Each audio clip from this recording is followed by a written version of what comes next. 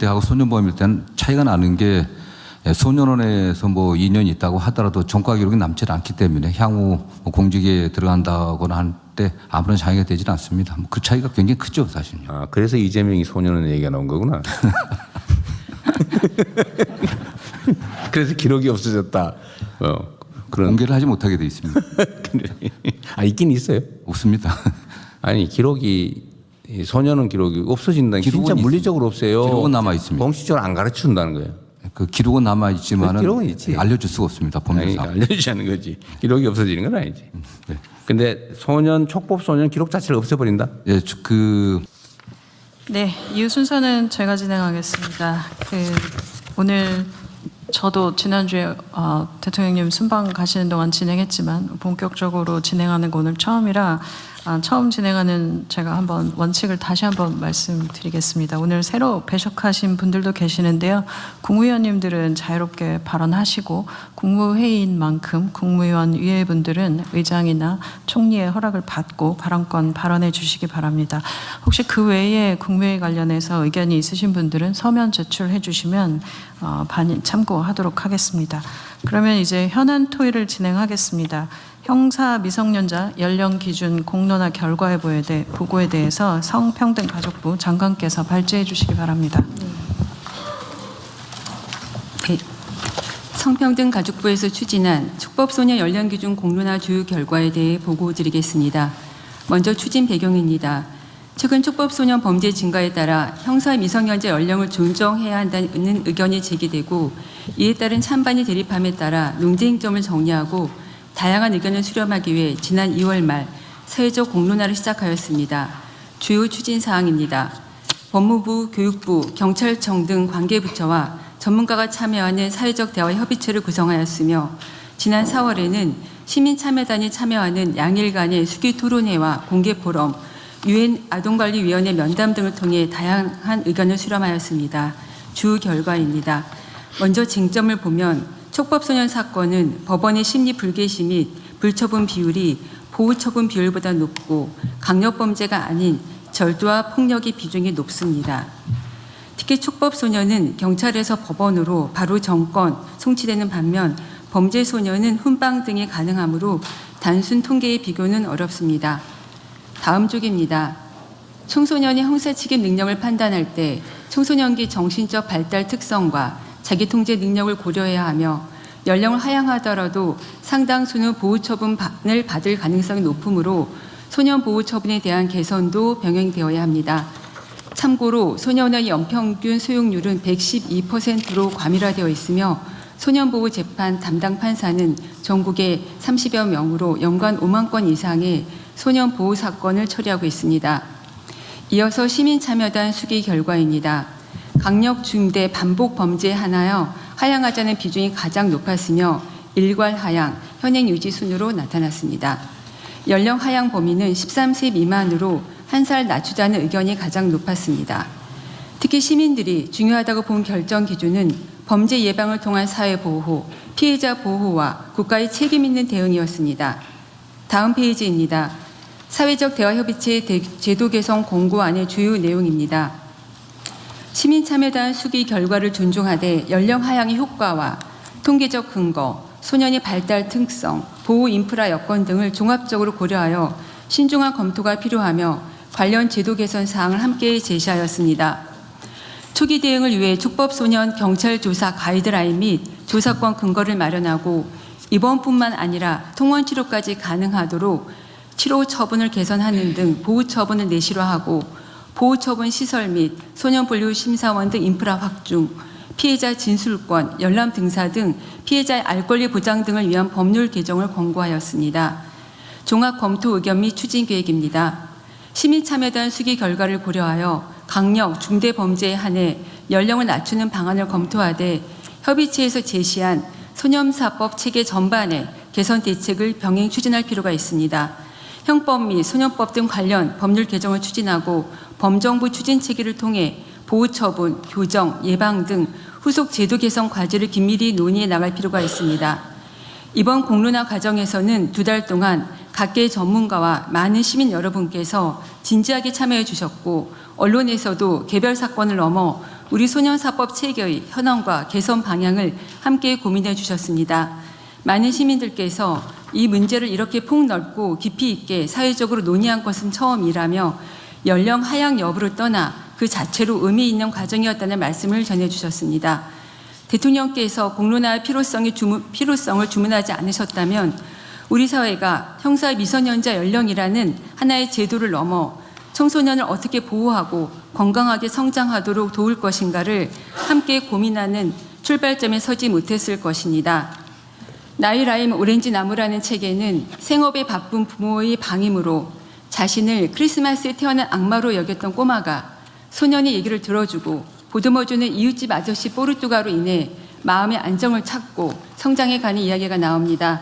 이번 공론화 과정에서 우리는 그동안 소년 비행으로 보호 처분을 받았던 많은 소년들이 사회 곳곳에 있는 이런 뽀르뚜가의 도움으로 잘 성장하여 전문직, 공무원, 지역사회 일꾼으로 활동 중인 사실을 확인했습니다. 앞으로 성평등 가족부는 관계의 부처와 함께 소년 비행에 대하여는 엄중하게 바라보되 도움이 필요한 소년이 곁에서 이러한 사회적 논의를 바탕으로 청소년이 안전하게 성장하고 국민이 안심할 수 있는 사회를 만드는 데 최선을 다하겠습니다. 이상입니다. 네, 여기 우리 의견들을 좀 들어볼 텐데 핵심은 그런 거죠. 일괄적으로 낮추지 말고 중대범죄, 반복범죄에 한정해서 한 살만 낮추자. 네. 그 말이죠. 부분적으로. 뭐 다른 분들 의견도 한번 말씀해 보십시오. 의견 없어요? 너무 예민한 주제라서 나중에. 네, 그 토론 과정에서 교육부 같은 경우에는 좀 신중 검토, 신중한 아예 낮추지 말자. 네, 그것이 어느 정도의 교육적 효과가 있을까에 대해서 고민도 많이 했는데 긴 토론 과정을 성평등가족부와 같이 지켜보고 하면서 최종적으로 결론 내린 조건부의 하향한 방침에 대해서 적극 공감하고요, 동의하고 그럼에도 촉법소년 연령 하향 여부와 별개로 교육부에서는 원래 우리의 정책 방향인 그 교육과 회복이라고 하는 방향을 유지하는 가운데 우리 학생들이 특히 범죄에 빠져들지 않게 위기 학생의 조기 발견을 적극적으로 실시한다든가 경찰이나 병원 등 전문기관과 연계를 강화해서 학생의 회복 탄력성을 강화할 수 있는 교육 체계를 더욱 강화하는 방향으로 협력하기로 했습니다. 그러니까 그건 뭐 부수적인 대책이고 핵심 쟁점은 촉법소년 나이를 하향하는 문제. 법무부에 저 하나 물어볼 게 있는데요. 예, 만약에 반복 범죄에 대해서 이제 나이를 낮추면 그러면 첫 번째 소위 초범 행위, 첫 촉법 행위에 대한 기록은 남아 있어서 확인이 가능한 겁니까? 이게 만약 심리하지 않는 걸로 결정돼 버리면 아예 3년이면 기록 자체가 없어집니다. 그러죠. 기록 자체가 없어져 버리잖아요. 그런데 반복 범죄인 걸 어떻게 확인하지? 네. 뭐 그런 문제도 있고요. 일단 저희 법무부 의견을 좀 간단히 말씀드리면은 일단 두 가지 측면이 있는 것 같습니다. 일단 최근에 축법 소년들의 범죄가 증가되고 있고 그중에 이제 중대한 범죄가 증가됨에 있어서 이러한 범죄들이 형사처벌 대상에서 완전히 배제된다고 했을 때 국민적 불안감의 문제가 있고요. 또 마찬가지로 그 이면의 문제인데 또 촉법소년들이 요새 많은 정보를 갖고 있지 않습니까? 나도 뭐 촉법소년인데 나 처벌받지 않아. 이걸 악용하는 사례들. 이런 것에 대한 국민적 감정이 있습니다. 두 번째로 법리적 측면에 있어서는 그 형사 미성년자들은 촉법소년은 생물학적으로 일률적으로 책임 능력을 결정하고 있거든요. 그렇게 이렇게 예외적으로 이렇게 하는 경우는 오히려 그게 예외적인 겁니다. 그렇기 때문에 현재는 14세 미만으로 일률적으로 정해져 있는 그 책임 능력의 문제를 갖다가 범죄의 중대성이라든가 뭐 반복성 같은 것은 책임 능력과는 별개의 문제 아니겠습니까? 그리고 그 행위자의 속성과는 그 책임 능력은 행위자의 속성의 문제인데 범죄의 중대성이라든가 또는 뭐 이런 반복성 별개의 문제이기 때문에 이걸 해갖고서 부분적으로 또 예외적으로 몇 가지 범죄에 대해서만 하향한다는 것은 법리적인 문제가 좀 있다라는 그런 측면의 문제도 있습니다. 그리고 또 중대 범죄를 갖다 어떻게 가르칠 건지 나눌 건지에 대한 쟁점도 남아 있습니다. 네. 그래서 저희는 한 일괄적으로 해서 뭐 13세 미만으로 낮춘다고 한다고 하더라도 어쨌든 사안 하나하나에 따라서 개별적으로 판단해야 될 문제이기 때문에 그것이 남용돼 갖고 뭐 과도하게 처벌받는 소년들이 늘어날 것으로 보지는 않고 있습니다. 네. 근데 이게 논쟁을 하자면 끝이 없는 의제여서 일단 팩트를 몇 가지 체크를 해봐야 될 것 같아요. 이제는 반복 범죄, 경미 범죄죠, 그러니까 중대 강력 중대 범죄를 왜 구분해놨나 모르겠는데 이건 좀 다른가요? 강력범, 중대범?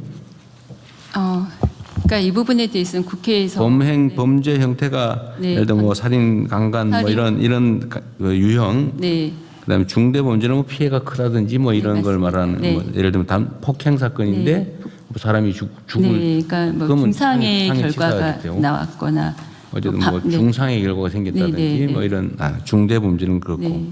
하여튼 요거는 뭐 예를 들면 규칙이나 이런 걸 정하면 될 테니까 네. 그 문제는 아닐 것 같은데 문제는 반복 범죄를 판단하려면 그 종전 범죄 기록을 남겨야 되는데 이 촉법 제도의 취지가 기록 자체를 아예 없애버린다는 거잖아, 그죠? 심리하지 않게 되면 3년 후면 아예 수사했다는 거, 3년 입건됐다는 기록 자체가 그럼 없는 3년 동안은 기록이 남아 있어요. 네네. 그럼 3년 내에 반복 범죄를 했을 경우라고 하면 그런 실무적인 문제는 없겠네요. 이제 그렇습니다. 네. 뭐 그 정도 타협은 할 수 있을 것 같고. 네. 어차피 지금 3년이면은 14살인데 11살부터 저지른 거라면 어차피 재배고 3년 지나면 어차피 14살 넘어서 통상 형사범이 되니까 네네. 그건 뭘 문제 없겠네요. 네네. 그러면 3년 이내에 뭐 반복 범죄라고 어쨌든 하면 그 문제는 해결이 되겠는데. 근데 강력범, 중대범을 어떻게 정할 거냐? 뭐 이거는 뭐 사회적 합의를 통해서든 어떻게 정하면 되긴 한데.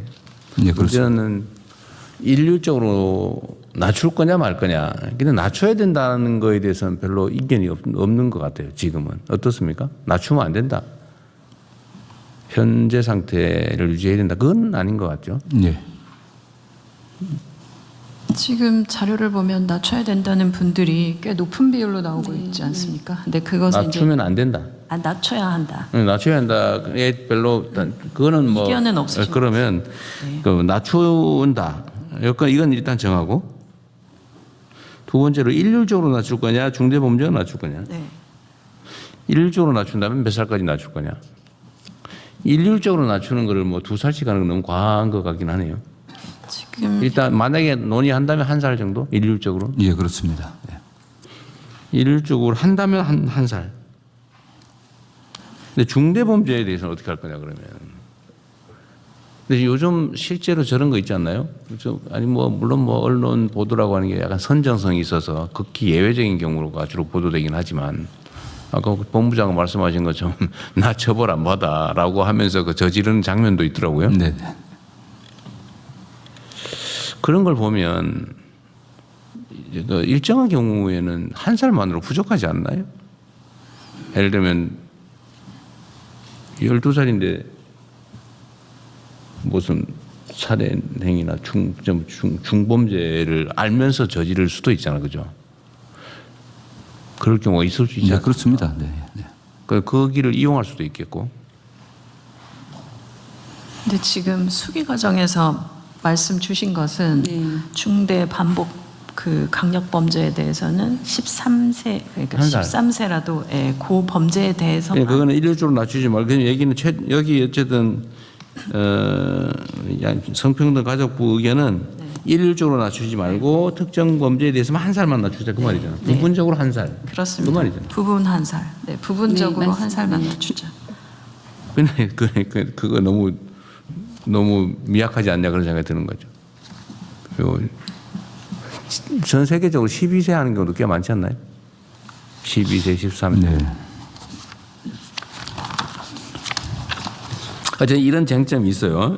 일률적으로는 낮추지 말자가 결론인데 지금은 의견은 그런 거죠. 일률적으로 낮추지 말고 중대 강력 반복 범죄만 한 살 낮추자. 부분적으로 한 살. 예, 그렇습니다. 원래는 아예 안 낮추고 현상 유지하는 걸로 의견들이 많았다고 하던데 전문가들 의견은 네, 국민들께서 촉법소년 이하라고 하면 처분을 안 받는 것으로 어떤 처벌도 안 받는 것을 많이 오해하는데 사실상 소년원 2년간의 장기 소년 송치까지 가능한 꽤 중대한 처분이 뒤따른다는 것을 잘 모르셨던 것 같습니다. 2년 최대 2년 소년원 송치 2년. 네, 맞습니다. 그래서 직접 촉법소년을 담당했던 회사님 말씀으로는 오히려 14세, 15세 소년보다 촉법소년이 소년을 송치랑은 더 중대한 처분을 받을 수 있다. 그런 점들이 좀 국민들이 모르고 계시는 것 같다는 말씀도 주셨습니다. 지금 14세 미만이라도 네, 소년은 송치할 수 있다. 장기 2년은 송치까지 가능합니다. 지금 그 14세 미만도 어쨌든 촉법 소년이라고 해서 처분이 가능하긴 예, 한데 가능합니다. 네네. 그 한계는 또 몇 살까지? 어떤 한계 말씀하십니까? 7살까지도 돼? 아니죠. 그 10살. 10살, 10살부터? 네, 네, 10살부터 13살까지 가능하고 10살부터 13살까지는 요걸 촉법 소년이라고 불러요? 네, 네, 그렇습니다. 10살 미만. 9세 이하는 아예 뭐 형사처벌의 대상이나 그 보호처분의 대상이 아니니까요. 9살 미만은 아예 대상이 아니고 촉법 소년으로 분류해서 처분하는 것은 13세 말 그러니까 14세 되기 전 네네. 10세 이상 네, 그렇습니다. 10세부터 13세는 4년간인가요? 그래서 10살, 11살, 12살, 13살, 4년간입니다. 11살, 13살. 여기에 대해서는 현재도 소년원 송치가 최대 2년이 가능하다. 네, 지금 법무부 자료에 의하면 13세 소년은 송치되어 있는 비율이 25년에 57명으로 나옵니다. 그러니까 촉법 소년이라고 해서 결코 면제되는 게 아니라는 것을 저는 촉법 연령대 소년들이 분명히 알고 그 부분에 대해서 교육부에서 성평등보다 함께 저희가 적극적인 교육을 해야 된다고 생각합니다. 자, 9세 미만은 처벌 제재가 전혀 없고 네, 그렇습니다. 10세부터 13세까지는 촉법 소년으로 최대 소년원 2년 송치가 가능하고 네, 그렇습니다. 14세부터 18세까지는 소년범이라고 해가지고 유기징역만 네, 징역형도 가능하고 또 소년 그 보호처분도 가능하고. 무기징역까지 가능한 거예요? 아니면 유기징역만 가능한 네. 거예요? 장단기를 정해서 유기징역까지만 선고가 가능한 그렇습니다. 네. 그 소년범이고 이제 네. 18세가 넘으면 성인범으로 뭐 그냥 형법 일반적으로 다 적용되는 거죠. 참 어려운 주제예요. 중대 강력범죄만 소년범으로 처벌하자. 근데 이게 현재 이제 의견이죠. 네, 현재도 실제 그 소년법 전담 판사들은 뭐 14세나 15세 같은 경우도 일반 형사범으로 처벌하는 게 거의 매우 드뭅니다.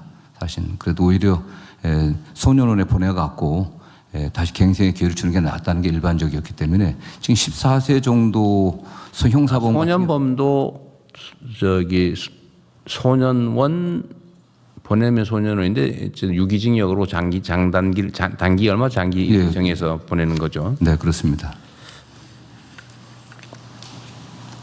법제처장입니다. 네. 제가 한 가지 좀 정정할 게 있습니다. 지금 그 2년까지 6개월 이상 2년까지의 그 소년원 송치는 12세 이상만 가능합니다. 12세 이상. 예, 네. 6개월 이하의 경우에는 12세 이하도 가능합니다. 11은 6개월 이하. 12부터 13은 2년까지 가능. 소년범이 되면 요새는 20년까지인가요? 장기 20년? 장기 10년이고 10년. 단기 5년입니다. 아, 소년범은 또 네. 10년.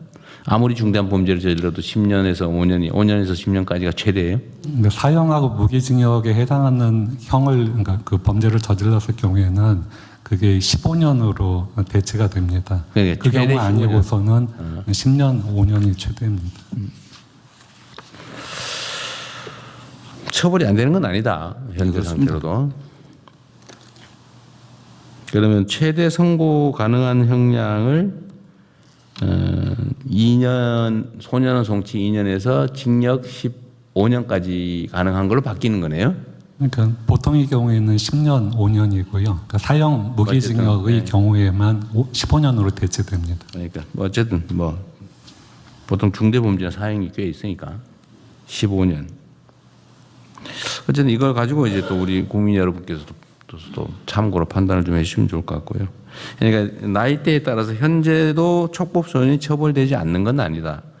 다만 2년 소년원 송치 2년이 최대다. 그런데 만약에 촉법소년의 나이를 낮추면 중대범죄자인 경우겠지 주로. 그럴 경우는 15년까지 선고가 가능해진다. 근데 현재 13세 미만의 경우는 소년원 송치 2년이 최대치가 된다. 그걸 낮추면 이제 15년까지 가능해지는 거죠. 그러니까 처벌이 안 되고 안 되는 거, 우리 국민들이 그런 오해를 하고 있는 건 맞는 것 같아요. 촉법 소년이 되면 처벌이 아예 안 된다. 그건 아니고 장기가 아니지. 2년 최대 2년의 소년 송치까지는 가능하다. 그 아래 나이도 마찬가지고, 그죠? 네, 맞습니다. 네. 다만 뭐 그 형사범일 때하고 소년범일 때는 차이가 나는 게 소년원에서 뭐 2년이 있다고 하더라도 전과 기록이 남지 않기 때문에 향후 뭐 공직에 들어간다거나 할 때 아무런 장애가 되질 않습니다. 그 차이가 굉장히 크죠, 사실요. 아, 그래서 이재명이 소년원 얘기가 나온 거구나. 그래서 기록이 없어졌다. 그런 공개를 하지 못하게 돼 있습니다. 아, 있긴 있어요. 없습니다. 아니, 기록이 소년원 기록이 없어진다는 게 진짜 기록은 물리적으로 없어요. 기록은 남아 있습니다. 공식적으로 안 가르쳐 준다는 거예요. 그 기록은 남아 있지만은 그 기록은 있지. 알려줄 수가 없습니다. 아니, 법률상. 알려주자는 거지. 기록이 없어지는 건 아니지. 네. 근데 촉법 소년 기록 자체를 없애버린다? 예, 그 축법 연령에 해당하는 아이들이 그 심리하지 않고서 그냥 종교를 그럴 경우에는 그건 아예 기록 자체를 기록 자체를 없애버린 기록을 안 한다. 아니, 예. 있다가 3년이 지나면 3년 있다 없애버립니다. 물리적으로 지원합니까? 지웁니까? 예, 실질적으로 없애버린다고 합니다. 예. 근데 그거 중요하지. 네. 옛날에도 전과 기록이 뭐 몇 년 지나면 없어진다 해놓고는 사실 기록은 다 남겨 있잖아 지금. 근데 저는 심리하지 않는 비율이 거의 한 뭐 47, 8%, 50% 육박할 겁니다, 지금요. 전혀 심리하지 않는 비율이 높게 나오는데 그 이유는 그 소년부 전담 판사님들에 의하면 그 학교 폭력 등으로 학교 안에서 발생한 폭력 등 좀 경미하게 느껴진 경우에 그 심리 불개시나 또 보호 처분하지 않는 결정을 내리시는데 보통 그 외에 일반적인 절도나 폭력 사건은 법원에서 재배행 예방을 위해서 오히려 보호 처분을 강하게 내리는 경향이라고 하십니다. 네, 절도 사건이 많죠. 네. 절도, 폭력 네. 뭐 이런 게 좀 많은 편이고 가끔씩 이제 성범죄, 네네. 네. 심하면 치사에 이르는 범죄도 있긴 있죠. 혹시 연간 살인 사건이나 강도 사건 이런 거는 몇 건 정도? 촉법 소년에 한해서 저희가 확인했을 때 최근 3년간은 없었습니다. 그리고 4년 전에 발생했던 하나의 사건을 직접 담당한 판사님께서 말씀해 주셨는데 유일한 양육자인 고모를 살해한 소년 13세 소년이었는데 그 소년의 정신 조현병이 있어서 오히려 소년 보호 처분으로는 의료 보호 시설로 보내고 이후에 소년은 2년을 보냈다고 합니다. 소년은 2년에 네, 근데 보호 시설. 네, 근데 판사님 말씀으로 만약에 이게 형사 사건으로 됐다면 책임 조각 사유가 되어서 아마 처벌을 받지 않았을 거다는 말씀도 해주셨습니다. 그래서 이런 부분까지 살인 사건은 그랬고 그다음 혹시 네. 강도 사건이나 아니면 네. 집단 폭행 뭐 네. 이런 거는 네, 그런 경우에 비율도 꽤 집단 폭행 예를 들면 뭐 흉기 소지 폭행이나 이런 강도 사건은 점차로 줄고 있는 경향입니다. 강도 사건은 꽤 있나 보군요. 네, 강도 사건. 네, 촉법 소년의 경우에는 아무래도 뭐 절취하려다가 그 소유자가 붙잡는 경우에 뿌리치거나 근처에 있는 무기를 든 경우에 강도가 되고. 중강도. 네, 네. 어려운 주제인데 오늘 뭐 최종 결정을 하지 말고 이 논의를 기반으로 다시 우리 현장의 의견 또 우리 국민들의 의견도 좀 수렴해 보고요. 하여튼 쟁점은 이렇다. 현재도 처벌이 되긴 하는데 하여튼 최대 소년원 2년 송치가 최대다. 근데 이걸 바꾸면 15년까지 가능해진다. 이거를 모든 범죄의 경미 범죄까지 다 낮출 거냐. 낮추면 이제 다 기록이 남는 거죠. 기록이 남아서 어디 뭐 뭐 약간의 감정적인 우발적 뭐 폭행 사건 이런 것도 일단 신고되면 뭘 기소유예라든지 하더라도 기록은 다 남게 되는데 촉법소년 상태면 없어진다. 예, 뭐 심리 불개시 경우는 그 차이가 있고 경미하면 심리 안 하겠죠. 네. 그러면은 어쨌든 전체에 대해서 낮출 거냐, 낮춘다면 1년 할 거냐, 2년 할 거냐, 최대가 2년인 것 같고 또 중대 범죄와 반복 범죄, 강력 범죄 요런 경우만 1살 또는 2살 낮출 거냐. 요거 남는 건데 낮추긴 낮춰야 될 것 같고요. 네네. 부분적으로 낮출 거냐, 전면적으로 낮출 거냐, 모두 문제 낮출 거냐, 1년 낮출 거냐, 2년 낮출 거냐. 요 범위 내에서 다음에 한번 또 토론을 한번 해보고 그 사이에 네. 우리 국민 의견도 한번 수렴을 또 한번 해보시죠. 네. 다양한 방식으로 뭐 이런 조사를 해보든지 아니면 이 얘기를 좀 알게 된 사람들의 의견이 중요하니까요. 뭐 모르고 아예 처벌이 안 된다 이런 생각하는 분들이 있어서 네. 그런 분들은 처벌해야지 네. 이런 생각이 많거든요. 네. 근데 그게 아니고 처벌되는데 더 강화하는 거다. 네. 그런 전제에서 다시 한번 또 의견을 한번 들어보겠습니다. 매우 중요한 예민한 현안이어서요. 오늘은 여기까지 하시죠, 이건. 네, 말씀 주신 것처럼 사실 저희가 드라마를 통해서 보면서 이게 굉장히 많은 사건이라는 생각을 할 때가 있고 또 좀 아예 처벌을 받지 않는다고 좀 오해하고 있거나 이런 부분들이 있는 것 같습니다. 국민들께서도. 그래서 이번 참에 좀 말씀하신 부분들을 잘 정리를 하고 그리고 이 사건들의 내용을 봐도 아주 좀 강도나 강간 이런 사건들의 숫자는 굉장히 적은 숫자이고 물론 좀 가벼운 그런 아까 말씀하신 그런 부분들의 숫자들이 좀 높은 편이라 물론 이것도 굉장히 좀 조해가야 될 범죄들이긴 하지만 그래서 그런 부분들을 잘 알려서 다시 한번 토론 거치고 그리고 정리해 보도록 하겠습니다. 네, 그럼 다음 안건으로 넘어가겠습니다. 다음은 붙여보고 있겠습니다. 먼저 부동산 정책 관련해서 국민의견 수렴 계획에 대하여 재정경제부 장관, 국토부 장관, 금융위원장께서 순서대로 보고해 주시기 바랍니다. 예, 재경부 장관입니다. 국민들께서 공감할 수 있는 부동산 정책의 수립은 굉장히 이재명 정부에서는 중요하다고 생각합니다. 그래서 다양한 국민 의견을 폭넓게 수렴하고 그런 의견을 바탕으로 정책 방향을 결정하기 위해서 이번에는 그 국민들이 참여하는 어떤 의견 수렴 기회를 마련합니다. 추진 내용이 되겠습니다. 오늘, 내일, 모레에서 3일간에 주택 공급, 그리고 주택 금융, 부동산 세제 주제별로 3개 부처 장관 주재로 사전 토론회를 개최합니다. 이 토론회에는 전문가, 일반 국민들께서 참여하시고 자유토론으로 진행이 됩니다. 온라인으로도 국민들의 다양한 의견을 수렴합니다. 금일 오후부터 통합 웹페이지를 운영해서 국민들께서 다양한 의견을 이렇게 온라인으로 접수하실 수가 있겠습니다. 그리고 그 접수하는 데 있어서도 저희들이 웹페이지를 주제별로 해서 구분해서 의견 수렴을 받아서 좀 편리하게 국민들께서 의견을 내실 수 있도록 하겠습니다. 그리고 재경부나 국토부 금융위 홈페이지에도 올리고 그다음에 SNS도 통해서 홍보를 하도록 하겠습니다. 금주에 이런 3개 부처의 의견 수렴 절차를 거치고 나서 내주에는 대통령 주제로 대토론회를 개최하도록 하겠습니다. 그래서 나라의 주인과 함께 설계하는 대한민국 부동산 정책 청사진이라는 주제로 정부, 전문가들 그리고 일반 국민들이 참여해서 그 토론회에서는 사전 수렴, 의견 수렴한 결과에 대한 발표 그리고 분야별 전문가 자유토론 방식으로 진행을 하도록 하겠습니다. 그러면은 저 정부에서 정리한 주요 논의 쟁점은 별도 PPT로 설명드리도록 하겠습니다. PPT 하기 전에 네. 공급 금융 세제에 대한 주제가 있는데 이 왜 규제에 관한 주제가 없어요? 규제에 관해서는 어디서 논의합니까? 예를 들면 뭐 좀 규제 제도 있잖아요. 규제도 공급 같으면 공급을 하는데 규제가 사람들 그렇게 못 알아들을 것 같은데. 네, 같이 포함해서 하는 걸로. 네, 그건 명확하게 표시를 해주면 좋을 것 같아요. 그러니까 네. 그다음에 규제 제도. 금융도 대출을 제한한다는 게 국민들은 다 규제로 생각하고 있습니다. 그래서 근데 제가 말하는 건 예를 들면 뭐 무슨 지역 지정 허가제도 뭐 이런 거는 네. 공급 금융 세제에 안 그 안에 넣어서 들어가긴 하는데 그렇게 생각이 잘 안 될 것 같아요. 네, 알겠습니다. 그럼 가로 열고 하나 해주세요. 네네. 네. 공급에다 그만 하든지.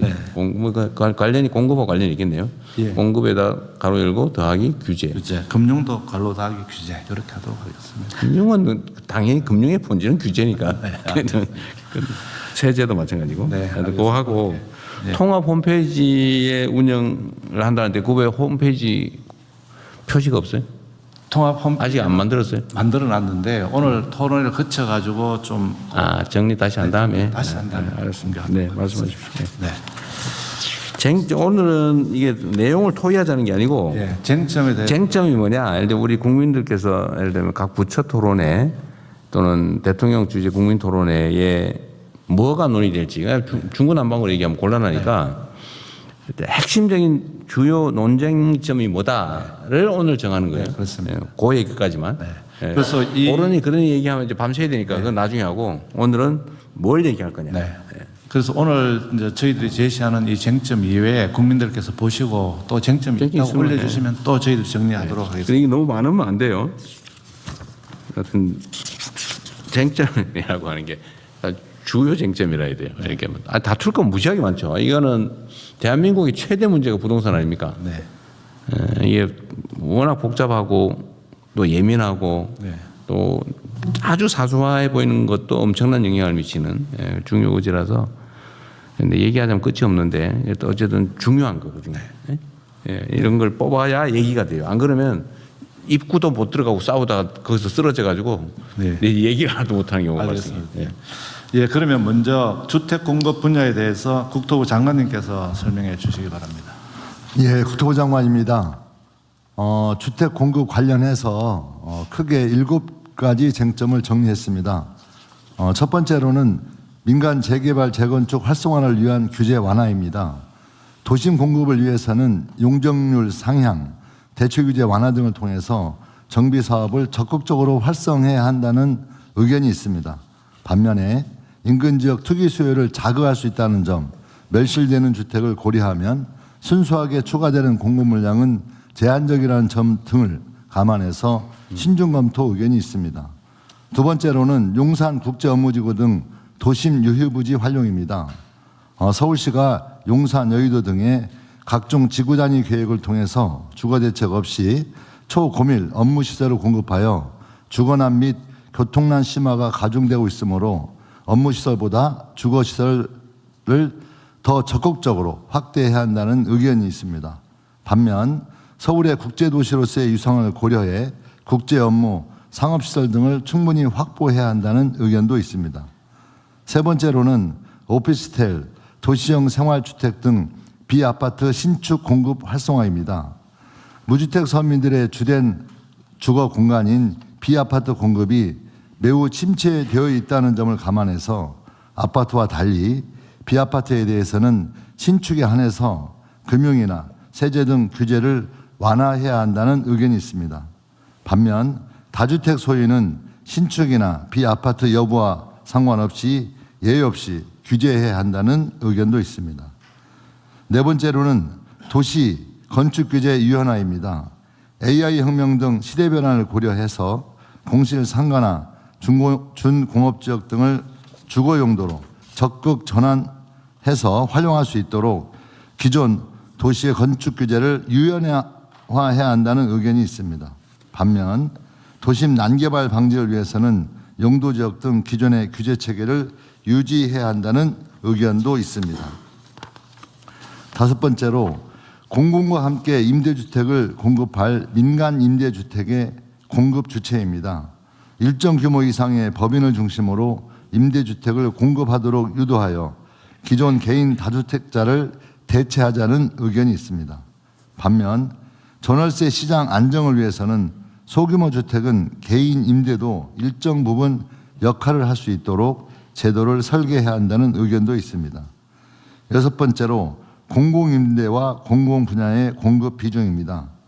목돈을 들여 주택을 구입하지 않고도 장기간 안정적으로 거주할 수 있도록 공공주택을 임대 중심으로 공급해야 한다는 견해가 있습니다. 반면 내 집 마련 수요를 충족하고 기존의 주거사다리 체계가 작동할 수 있도록 분양 중심으로 공급해야 한다는 의견도 있습니다. 마지막으로 수도권 수요 분산입니다. 서울 내 주거 수요가 여타 수도권이나 지방으로 분산될 수 있도록 공공기관뿐만이 아니라 서울에 과도하게 집중된 민간 업무시설의 지방 이전을 유도할 필요가 있다는 의견이 있습니다. 반면 이전 부지에 대해 다시 주택이 공급되거나 글로벌 기업 본사가 들어올 경우에 수도권 집중 완화 효과가 크지 않다는 견해도 있습니다. 이상 주택 공급 분야 주요 쟁점을 보고드렸습니다. 네, 이게 어쨌든 국민들께서 좀 알기 쉽게 좀 표현을 하려고 노력하신 것 같아요. 예. 그래도 어렵네. 네. 규제 완화를 통해서 집을 많이 규제를 용적률을 막 풀어주면 집이 더 늘어나지 않냐. 그런데 그렇게 하면은 집값이 폭등하는 원인이 된다. 네. 뭐 이런 거에 대한 논쟁거리군요. 네. 네, 어쨌든 요 관심 있는 분들께서는 요 얘기 말고도 공급에 관한 논쟁거리가 있으면 한번 제안도 해주시고, 그리고 이거 가지고 토론 주제였을 때 좀 참고하셨으면 좋겠는데, 이게 이제 의견이 갈리잖아요. 의견이 갈리면은 어떤 주장이 더 합리적인지의 판단은 일단 국민들께 맡기는데, 그러나 최종 결단은 결국 정부 책임자가 하는 거죠. 네, 그렇습니다. 네. 그래서 의견을 최대한 많이 들어본다. 네, 최대한 듣고 또 가능하면 그 합리적인 의견으로 결정하도록 하겠습니다. 그리고 결국 사실 상당 부분은 결단의 문제이긴 해요. 자, 그다음에 금융 분야. 네, 금융위원장입니다. 금융 분야 말씀드리겠습니다. 금융 분야는 크게 말씀드리면 기본적으로 필요한 부분은 좀 대출 규제를 완화해달라 이런 의견과, 지금 부동산 시장 안정을 볼 때는 현행을 유지해야 된다 아니면 더 강해야 된다 뭐 이렇게 크게 대립이 되고요. 뭐 영역 분야를 어디까지 볼 거냐 뭐 이런 분야가 가장 큰 골자가 되겠습니다. 세 가지 정도인데요. 첫 번째는 청년들 실수요자 지원을 위한 대출 규제 조정 및 정책 대출 확대 필요성 비슷합니다. 실수요자 내 집 마련을 위해 주담대 대출 규제라든지 정책 모기지 기준 조정 좀 풀어달라 이런 부분이 있고요. 반대로는 지금 주택시장 자금 우려가 있는데 현행을 유지해야 된다. 일부는 또 더 강화해야 된다. 뭐 이렇게 팽팽히 맞서고 있습니다. 두 번째는 전세 대출을 어떻게 볼 거냐입니다. 그래서 한쪽에서는 결국에 무주택자 자금 지원을 위한 거니까 이런 부분에 대해서는 손대지 말라. 뭐 이런 부분이 있고요. 결국 전세 대출이라는 것들이 전세 매매 가격 견인 효과를 통해서 갭 투자라든지 이런 걸 통해서 부동산 시장을 자극하기 때문에 역시 이런 부분도 규제를 강화해야 된다. 뭐 이런 의견들이 있습니다. 세 번째는 이주비 대출 규제 관련입니다. 정비사업 조합원들이 원활한 이주를 통해서 이렇게 되면 공급이 좀 더 확대되는 거 아니냐 이런 부분 좀 풀어달라 뭐 이런 부분이 있고요. 이것 역시 투기소와 연계되어 있기 때문에 이런 부분을 방지하고 정책 일관성을 위해서는 현행 기준을 좀 유지해야 된다. 뭐 이런 것들이 가장 주요한 의견들이 되겠습니다.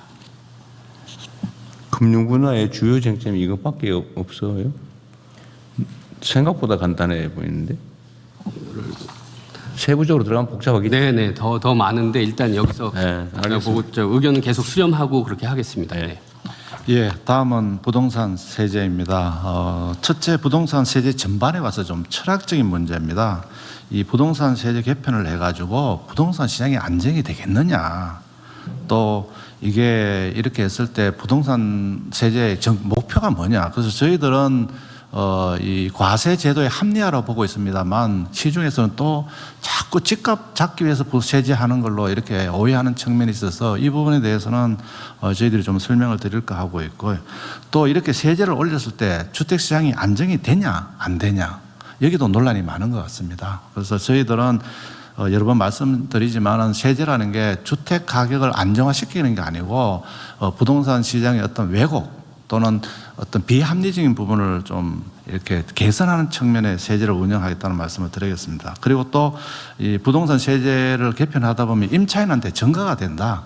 그 소유주들한테 세금 부과해봤자 임차인한테 전가되면 임차인만 손해보니까 이걸 왜 자꾸 건드리려고 하느냐 하는 그런 이슈가 있다고 보여지고, 두 번째로는 이제 부동산 세부담을 왜 동일하게 하느냐. 지역은 죽겠는데 가격도 올라가지도 않고 계속 내려가는데 세금 내라 그러고, 저 올라가는 지역이 좀 많이 거두고 좀 내려가는 지역은 좀 깎아주고 이렇게 좀 차등화해야 되지 않느냐, 그런 의견도 있는 것 같습니다.